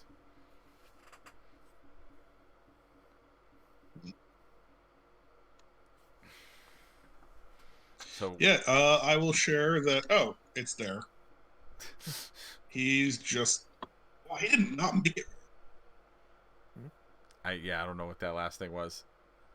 I said, yeah, it's there. Oh, wow, he did not make it very far at all. No, not at all. It's literally a 4-day trip.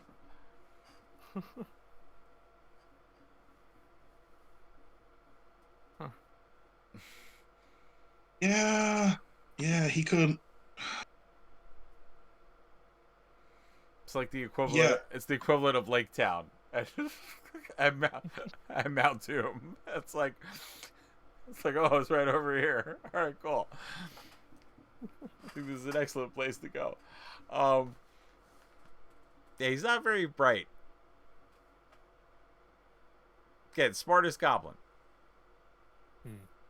He is a smart goblin. That's very much true. So what is your course of action? So now after, so like I said, you're at late afternoon, heading into the night.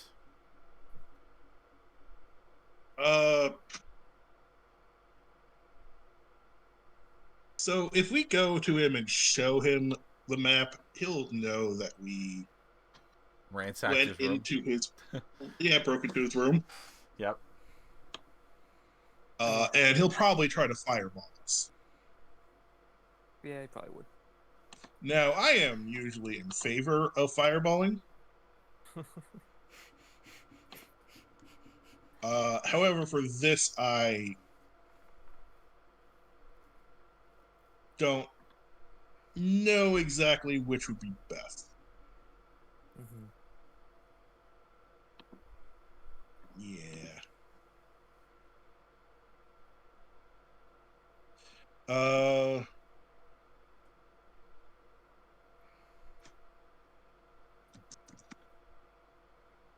So, I could try talking to him. You think that'll go over well? Well, possibly. I am good at talking. That is true. Right. Sure. You're excellent at talking. Well, I'm good at intimidation. Well, here's the thing: is he good at listening? He's a goblin. I'm sure he'll listen to someone scarier than him. Yeah, but you're just bigger than him. That'll just piss him off. That's true. Because he does have that. He does get angry at taller people. Oh, I can lie to him. Yeah, I'll just lie to him. That's fine. Yeah. Sure. Sounds like a solid plan. All sounds fine. All right. So what are you doing? All right. Well, I'll make sure that the goddamn owlbear isn't with him. At the current moment, the owlbear is at the inn. Just Is kinda... he at his little shop? Correct. He was at his little shop. I'll go to the shop. All right. So you go to the shop. You notice as you walk in, the kobold is there. Sort of sweeping, has a little apron. Mm-hmm. And he just looks up and goes, "You buy?" Need to talk to your papa. You know buy. Not yet. Where is your papa? And he just kind of points to the back room. Is he a happy papa or a mad papa? Papa is always happy. Unless I don't sell. Then he no happy.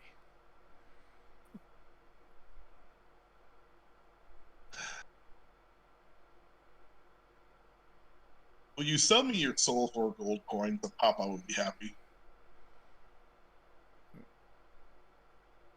Papa, this is very odd. I was thinking about it. Papa has put price of 20 gold coins for soul. Damn it. I'll buy after I come out from talking to your papa. Oh, Papa be happy. Yes. I must sweep so Papa not happy. Yes. And he just goes, starts sweeping and cleaning.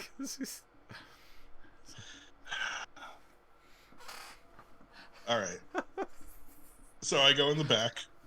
All right. How's Mr. Goblin? He's doing good. He's looking at, so what he is currently looking at is a goblet with many ornate jewels on it, which is part of the inventory of this place that he, of course, stole from the gentleman that used to run it. If you don't remember, that was the wonderful elf blacksmith that you guys met on a previous adventure in Ravenloft. Who got shoved into a portal. That's how he made it there. Mm-hmm. See, you don't think I remember this adventure? I remember. But yeah, so he's studying a goblet with jewels on it, and he just goes, "That's the secret."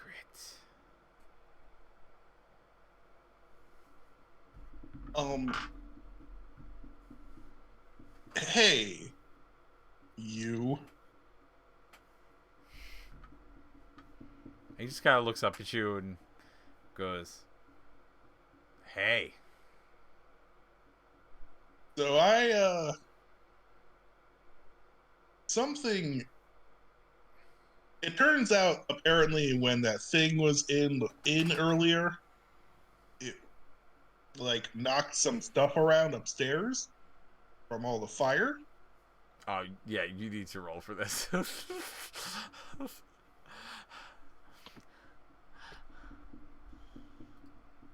25? Okay. Yeah, go ahead. Yeah, and this somehow rolled out of your room. And I hold up the map. My map. Yes, it is your map. And he like Uh. jumps up to grab it, and he 100% grabs it from you. Yeah, I'm not trying to Yeah. keep it from him. So, funny story. I am not a fan of that fire thing also of your family.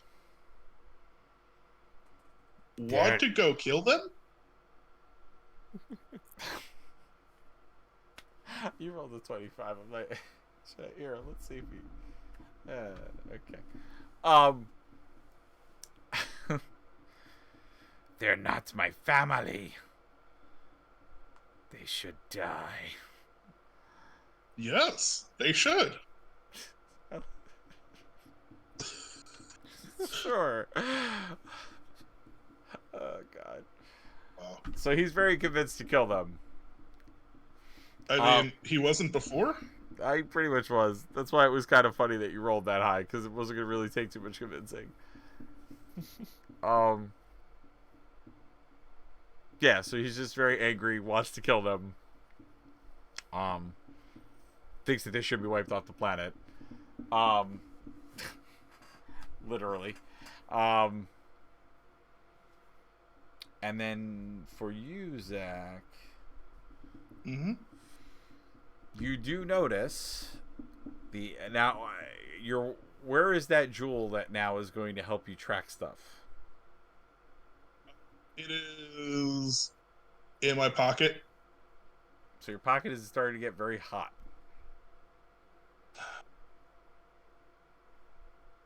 Yeah, this feels about right. It's not burning, is it? No. But it's starting to get warm or hot, as if it is in the presence of possibly something, or it's trying to point you in a direction of it. Yep, that's about right. Now, can you tell me more about this Knot family? Because I read on your map there that there is the fire pit. And he goes, so he kind of looks at you. You've read my private things? I didn't know what it was until after I read it. They all thought they were smarter than me. Hitting me, beating me. Thinking they were stronger. But some of them burn in the fire pit. They burn because they're not worthy.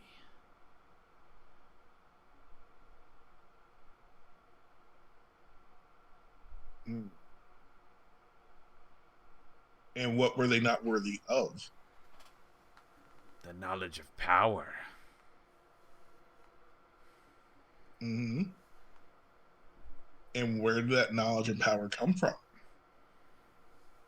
From the Firebringer. And who is the Firebringer?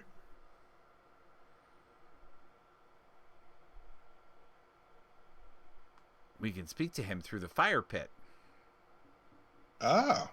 Is it any fire pit or the special fire pit? Special fire pit at home. We should talk to him. No, Would no. burning? One cannot go back to the fire pit. No. No. What if one brought a nice gift for them? What gift? Your family. And he just kind of smiles maniacally. He thought that was a really good idea. Yeah. Yeah. Okay. It's almost like Sidney the Black has done this sort of thing before. Well, yes, you've convinced the goblin to do a lot of dumb shit over the course of your adventures, which is mostly how you get a lot of things done, especially if it's anything magical or a creature, because he has more power than both of you. Mm-hmm. Which is pretty apparent, although it's not very controlled, nor is it very much something you can always count on, because he is somewhat of a wild card. But yeah, so he's like in, so that's an in. But he goes, must prepare, must bring new power, Withhold power to make bigger power. Yes. Big power. I like big power. Okay. So Sydney's done here. So at that moment, he walks out with you, and he goes, "Thank you for coming to my shop." Yes, I am now going to buy something from a child. Okay, and yeah. So then the kobold goes, "You make Papa happy. You buy." I buy now. What does man buy? Is there a nice looking fork around here? There's like an ornate fork. Yeah, I'll take the ornate. Okay. And you pay for his. He goes, "Papa, I sell fork." And then he just smacks him in the face. Yes, because he got too happy. You can never be too happy. And then he just goes, "You would have made Papa happy if you sold 2 forks." And that's it. That's his business sense and way of running his business. It's just beat his employees. I nod at the goblin. He understands capitalism. That's right. Because he now runs a taught him business. well. He's now a business owner. He runs a business. I have taught him well. Oh my god. Has he started doing pyramid schemes yet? Like Well, I taught him to. Well, not yet, because he's trying to train the kobold. He has to find more people to work there, but it's very hard because they see how he treats the kobold. So he's working his way up.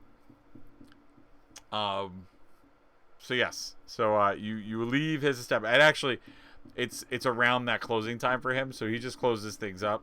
And to your surprise, he locks the kobold in the shop. Oh, I'm not surprised. Because he basically It's cheaper than a dog. Well, right, and he basically created the store as a prison. Because you also notice not only does he lock the door, but he also like actually takes out the living rat book, and like he like not only locks him in physically, but he locks him in with magical wards, so he like literally can't leave. Yeah.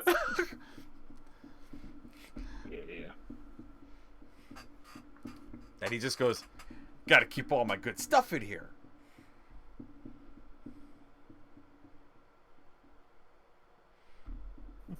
And he just, walks with you back to the tavern.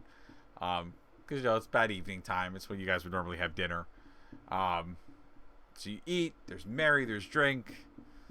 You can, Zach's character, you can toy with the locals. Trying to maybe convince some of them to sell you their soul. No, I'm smarter than that. It was a moment of opportunity. So, but you could also like play on some of their weaknesses and their vices, which you like doing that because you get people a little bit more tainted. Oh yeah, which is always fun. Yeah. And then Sean's character's just eating and drinking. Yeah. Which is, what Sean's character does. Maybe some light thievery. If you see something nice. Yeah, I mean, the drunks aren't going to notice. The goblin is actually upstairs. And you get a sense that he is literally trying to build the equivalent of a magical bomb in his room. That's fine. It's possible. That's why I have, I'm going to say I have a flame shield prepared at the ready. It's fine. Just in case. But yeah, that's fine. So he's doing that upstairs. And that's kind of your typical night. Then you guys all turn in for bed. And okay, cool. And you turn into bed. And then about halfway through the night, so this is, now we're into the like 1-2 a.m. range. I want all of you to roll. I want you two to roll perception. Oh boy.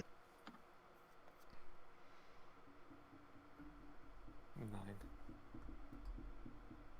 Oh hey! All right, so Zach, you wake up. Sean, you don't. Oh boy. You hear warning bells in the town.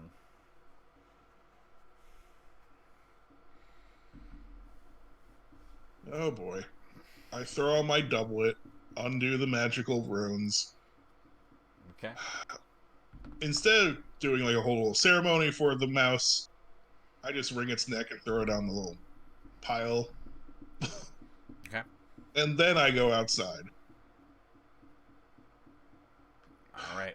As you go outside, you notice down the main lane that leads to where the mayor's house is, that a few of the buildings in the distance are actually on fire.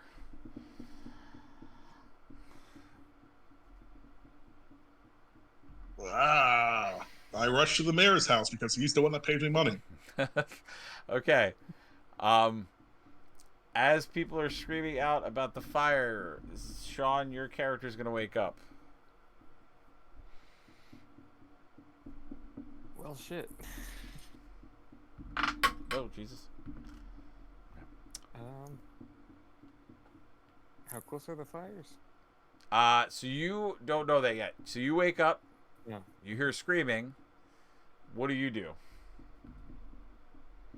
It's coming from outside in the streets. Yeah. My room have a window? No, because you're in the middle room. Okay. I guess I'll head towards the closest window to stick my head out and see what the hell's So that's going going to be on. down the hallway all the way at the end. So you see smoke in the distance. You hear people screaming. You hear someone say they're attacking. And around that moment, you're going to see what looks like 7 small creatures. And they all look like the guy you hang out with normally. Boy. Are they all in a group? Guess I'm grabbing my gear and heading out. Yes, they are in a group. So they do look like they're in a formation. Do I see them? You ran down to the mayor's house. Yeah, sorry. Yeah, so you're ahead of the game because you got up before he did. And then for you, Zach, when you get to where the closest fire is, you're gonna see 4 people that look like your friend you hang out with, and then one that looks like he's possibly twice the size of a goblin.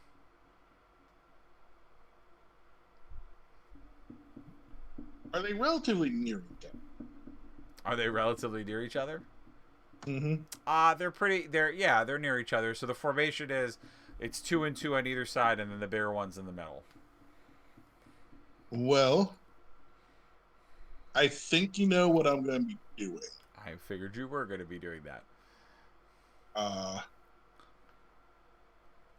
Demon Wind of Darkness. Enchant my flames to have the maximum amount of suffering for my enemies. I call upon you now, the power of explosion. It's fine. Yeah, I'm gonna throw a fireball at them. I know, because you have that.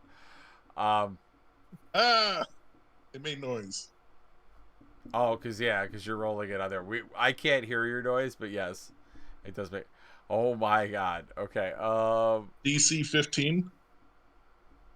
Deck save. Yeah. Oh. Oh. Oh.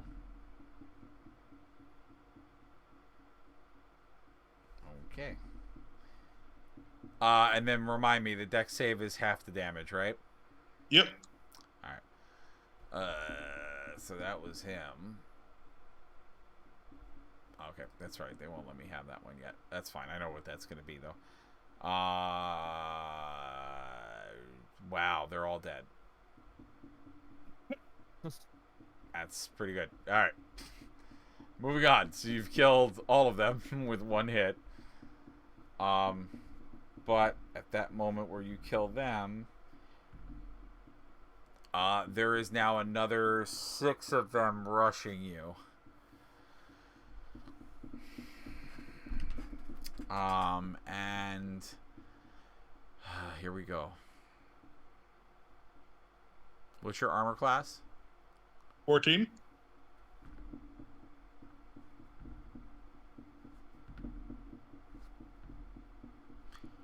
All right. So you're going to take 12 damage. Ooh. Oh, wait. I said there were 6 of them. All right. Sorry. You're going to take 15 damage. Yeah. They literally all came at you with scimitars. I'm assuming we healed from the firefight the day before, right? Yes. You're all healed. I get 4 hit points back. Yay! But yeah, so you're there.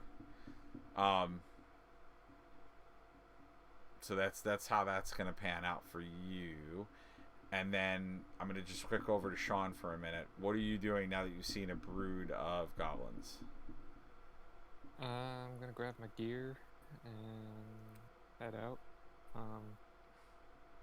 Would I be able to, like, I don't know, we have like roof access to like Yeah. get high ground? Yeah, you get the high ground. So I want to do that. Okay, so high ground. So I'm gonna say that you get the first action in your fight because you're basically taking them by surprise because you're up high and they can't see you. Actually, before I say that, yeah, that's what I thought. Okay, cool. Yep. So how many are in this group? So you had 6, but it's just the normal size. Like you don't have like an extra big goblin or anything like that. Like it's all they look like about the size of your goblin companion. Does any one of them look like more important, like a commander No. or something? They all look the same. No, they look the same. Nobody looks that's essentially what I meant. Like there's no like goblin boss or Okay. like slave driver.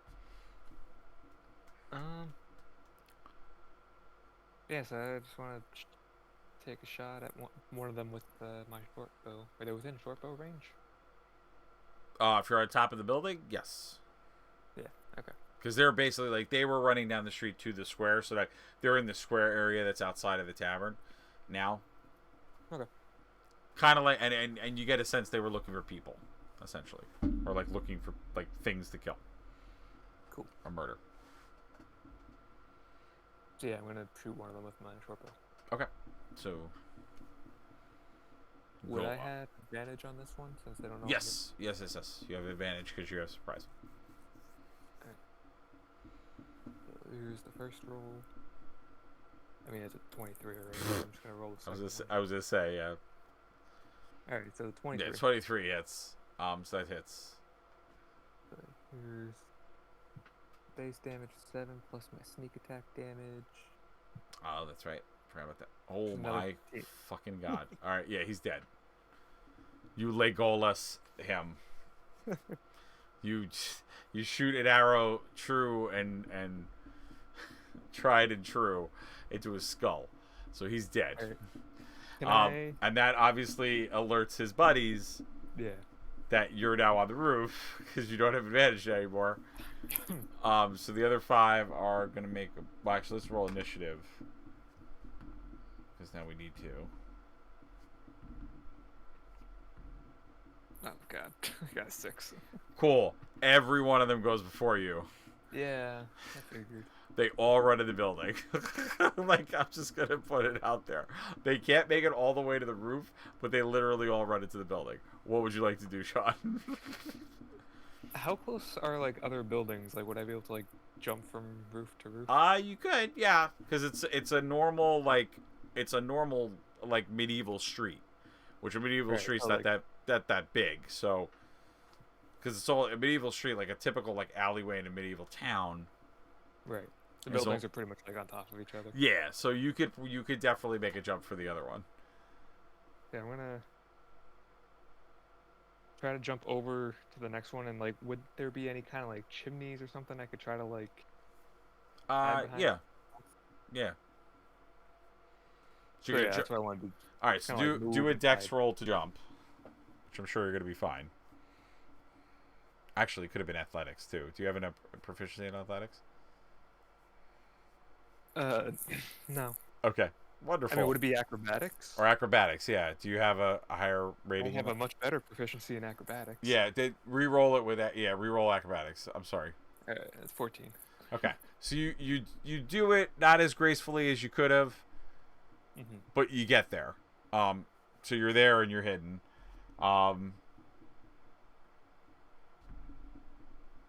Okay, and then they're able to get up and let me just look here because they have that as an equipment as well. So now, are you specifically then hiding? If there's something I can like Yeah. hide behind, then yes, I would like to try to hide. Okay, so then all right, so then they're gonna have to roll. Do I have to roll stealth or anything? Or? Yeah, roll stealth. I mean, you don't really have. Yeah, you. Oh, it's another 14. That's fine. You're fine. Okay. All right, so 2 out of the 3 still see you, so they're gonna get to shoot. They find you. The other 3 don't. What's your armor class? 15. Okay. So you're gonna take 4 damage from one arrow hitting you. The other arrow goes wide. You're up. I would like to shoot at one of the ones that shot at me. Okay. So go for it.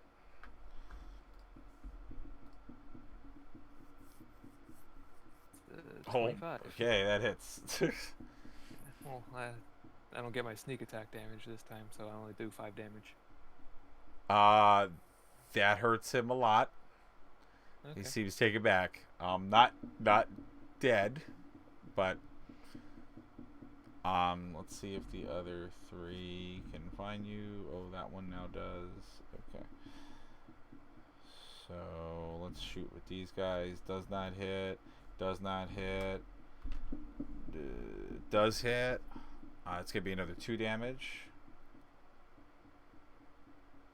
Alright. The other 2 are gonna try to jump. What is their dexterity? Yeah, he makes it, and he makes it. So the other 2 are jumping to the other roof to try to find you or look for you.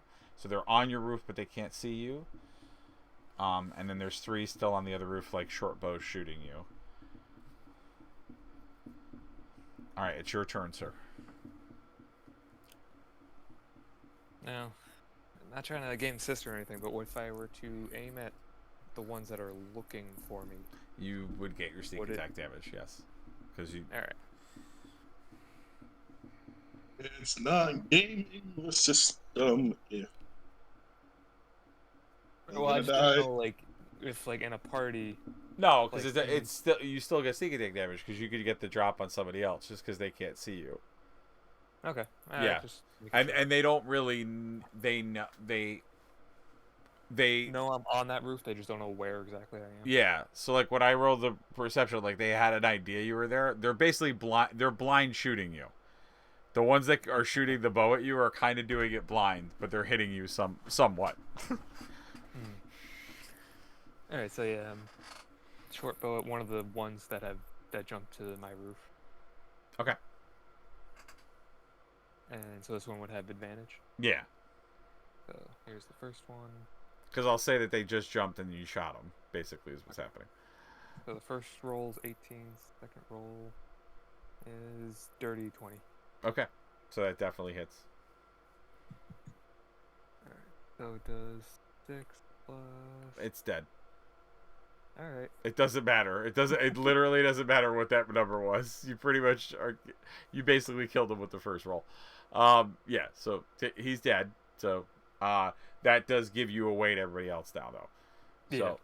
So now the one that's on the roof is going to go after you with the scimitar. He definitely hits, because he can go close with you, and that's going to be another 4 damage. And then you killed the other one, so now there's only the 3. That's going to hit, but that's another 2.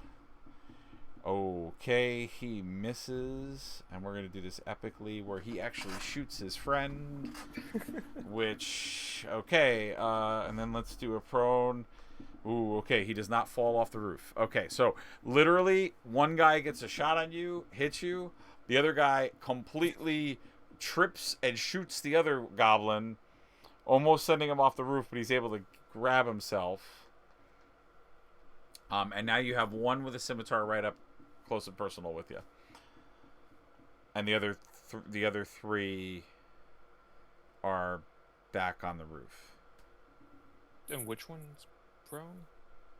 Oh, sorry. Yeah, so one of them is prone because so in the formation. One of the short bow ones on the other. Yeah, one of the ones that was shooting the bow. Yeah, so not the one close to you. The one, it's the left. It's the one on the left. So they're in like a 3 formation line, and they just are shooting at you. The one all the way to the left now went all the way to like the edge of the roof, and he's prone. Okay. And the other 2 are not. So I'd like to take out my rapier and fight the one that's right next to me. Okay. That's 17. Yeah, it hits. Alright. Piercing damage 6. Okay, so definitely very hurt, but still alive and kicking. So yeah, still there. So scimitar guy's gonna go first. He hits. That's gonna do 2 more damage to you.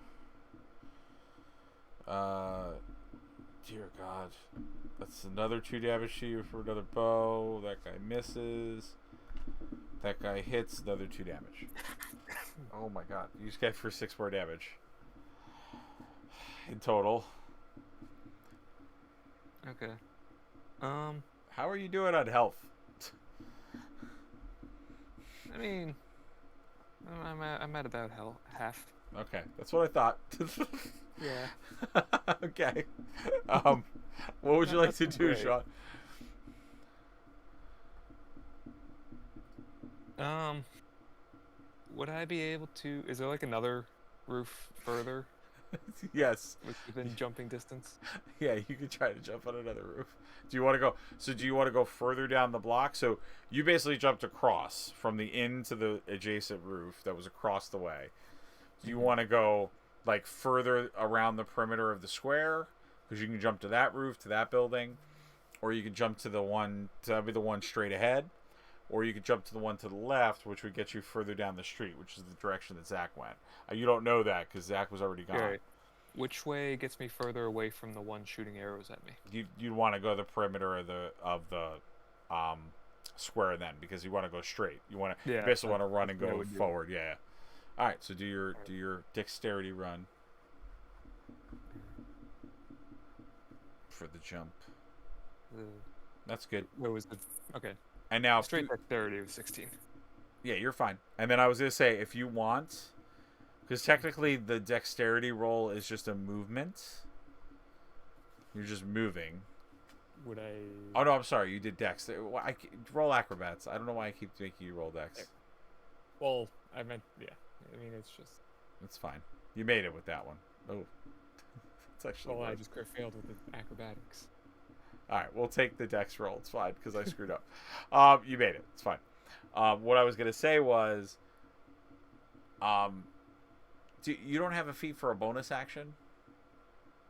Or you? I mean, it's my bonus actions is my what's it called? The cunning action, where I can use a bonus action to dash, disengage, or hide. Okay, so are you hiding? Is your goal to do this and try to hide? Or would I have to use bonus action to disengage so that the guy right next to me doesn't attack as I'm running away? Oh yeah, Maybe no, not. you would have to use Or not disengage. maybe. No, that's right. You can't hide, so you got to just run. Okay, we're fine. So you got to the other roof, which is fine. Okay. Yeah, so that's all you could do. What I was trying to figure out is if you could do a bonus action to attack, which is what I was trying to work out with what you have, because I thought you could, but that's fine. Or I thought you were going to do the bonus action to hide, but you're right because you have the guy next to you. Okay, you. He's gonna try to jump. Cool. All right. How much damage do you take from falling? He's dead. Oh, they don't have night vision, which is odd. They don't. Goblins don't have night vision in D&D. Which I always found to be weird, but actually, am I wrong? No, I'm right. They don't have night vision. Okay, so that means it's nighttime. He would not be able to see you to shoot from the distance you are now. No, okay. Another 2 damage. Another 2 damage. So another 4 damage. Got shoot with both, but they attacked. They will try to. Let's see. Okay. Cool. 2 of them make it, another one falls and dies. So they shoot you and jump, and that doesn't work out too well for one of them. So he's dead. So you have 2 pursuing you at the roof now. But there's still one roof behind me, basically.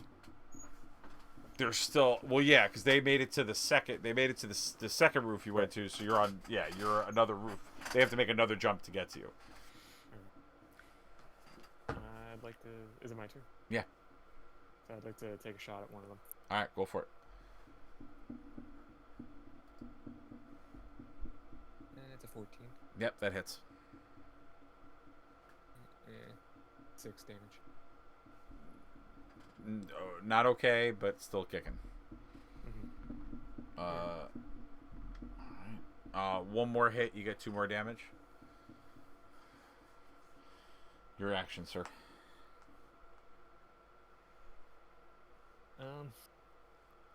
Yeah, just take another shot at the one that I hit before. Okay, cool.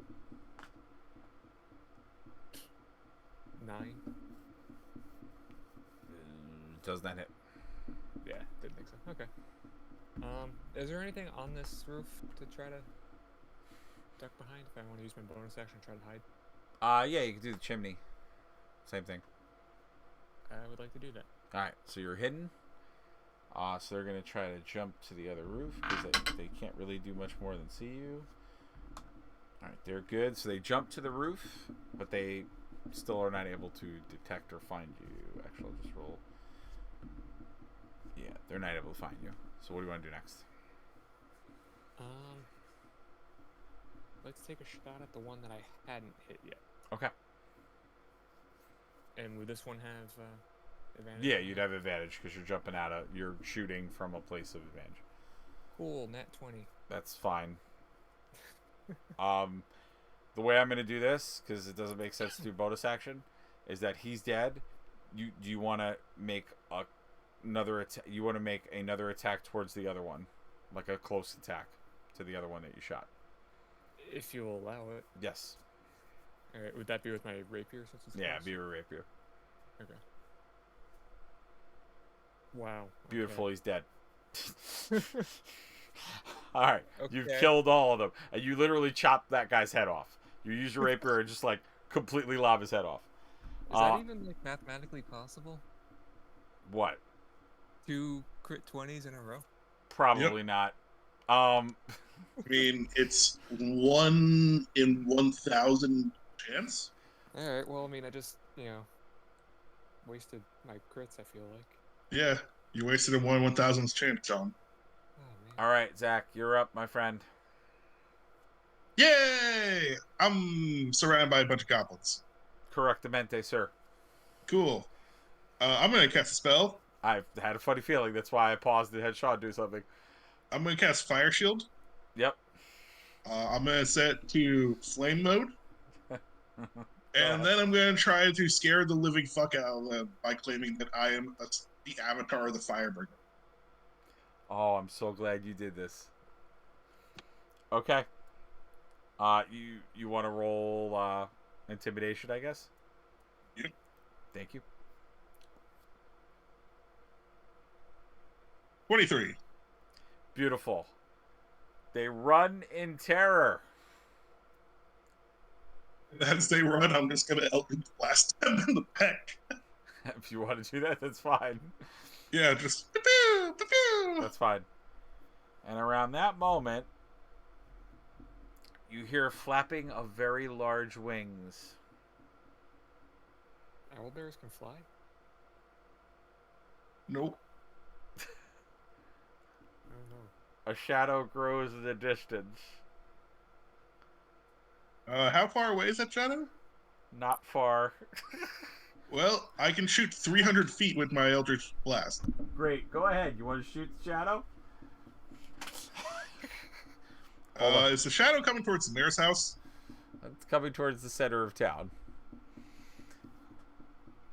I look around. Is there anybody helping me at the moment? Nope. In fact, everyone is running in fear. Does the shadow look scaly at all? Does it look what? Does it look scaly? Yes. And about that time, you hear a giant roar.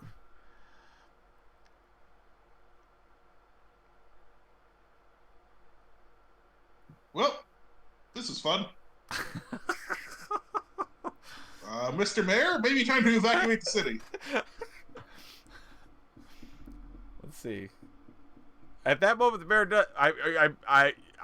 You did go to the mayor's house. The mayor wasn't there, by the way. But at that moment, the mayor does run out. And he goes, "Evacuate? What do you mean?" At that moment, his house. Oh God. Okay. Mayor don't have a house no more. Yep. It's flattened, and on the remains and ashes of the house. Do you want to just say what it is, Zach? It is a dragon.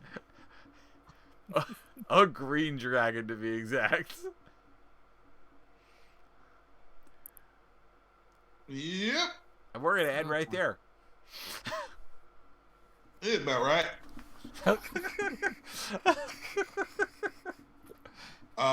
Well, before we end, I just said, Mr. Mayor, was all your money in the house? And he was like, "Yes." Oh, then you're not unemployed by you anymore.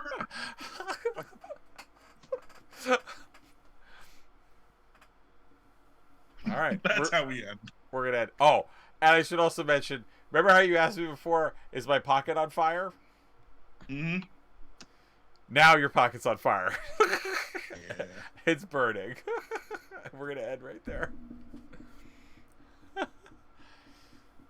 So, I think that was pretty good because we got encounter set up for next week. Look how I did that. Zach, you're gonna be okay, right? Yeah. Especially if I throw the mayor in front of the dragon.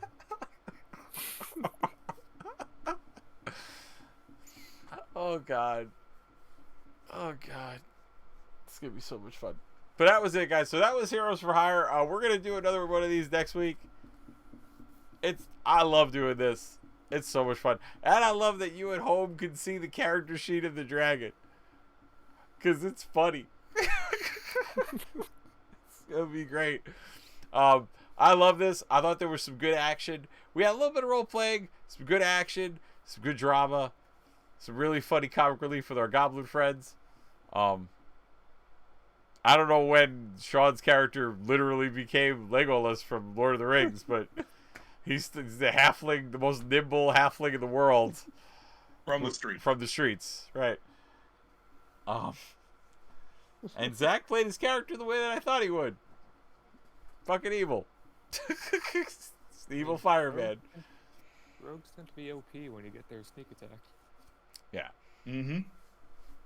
I do think it's funny that Sean's general fighting premise was find chimney, hide. Ah! Like, he basically just kept stabbing people in the dark, which I thought was kind of funny. But that's what you do when you're on the streets. And a rogue. And a halfling. Gotta go for those kneecaps. With the rogue.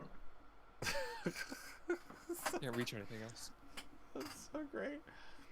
And I like that you also were fighting goblins. So it wasn't even you fighting their kneecaps. They were the same height. I don't think anybody realized that when we were storytelling that a goblin and a halfling are the same height. Yeah. So you weren't any. Oh, they do have dark vision. Ah, that's all right. They were fucking stupid goblins. I don't care. I was weird that they did have dark vision. I misread it. But that's fine. Everybody can see everything. So I hope you guys enjoyed. If you find this fun and want to hear the conclusion to Zach is effectively fighting a dragon, or will he? No. I'm throwing him there in front of the dragon. or no. I'm gonna run as fast as my legs can carry me. That's very funny.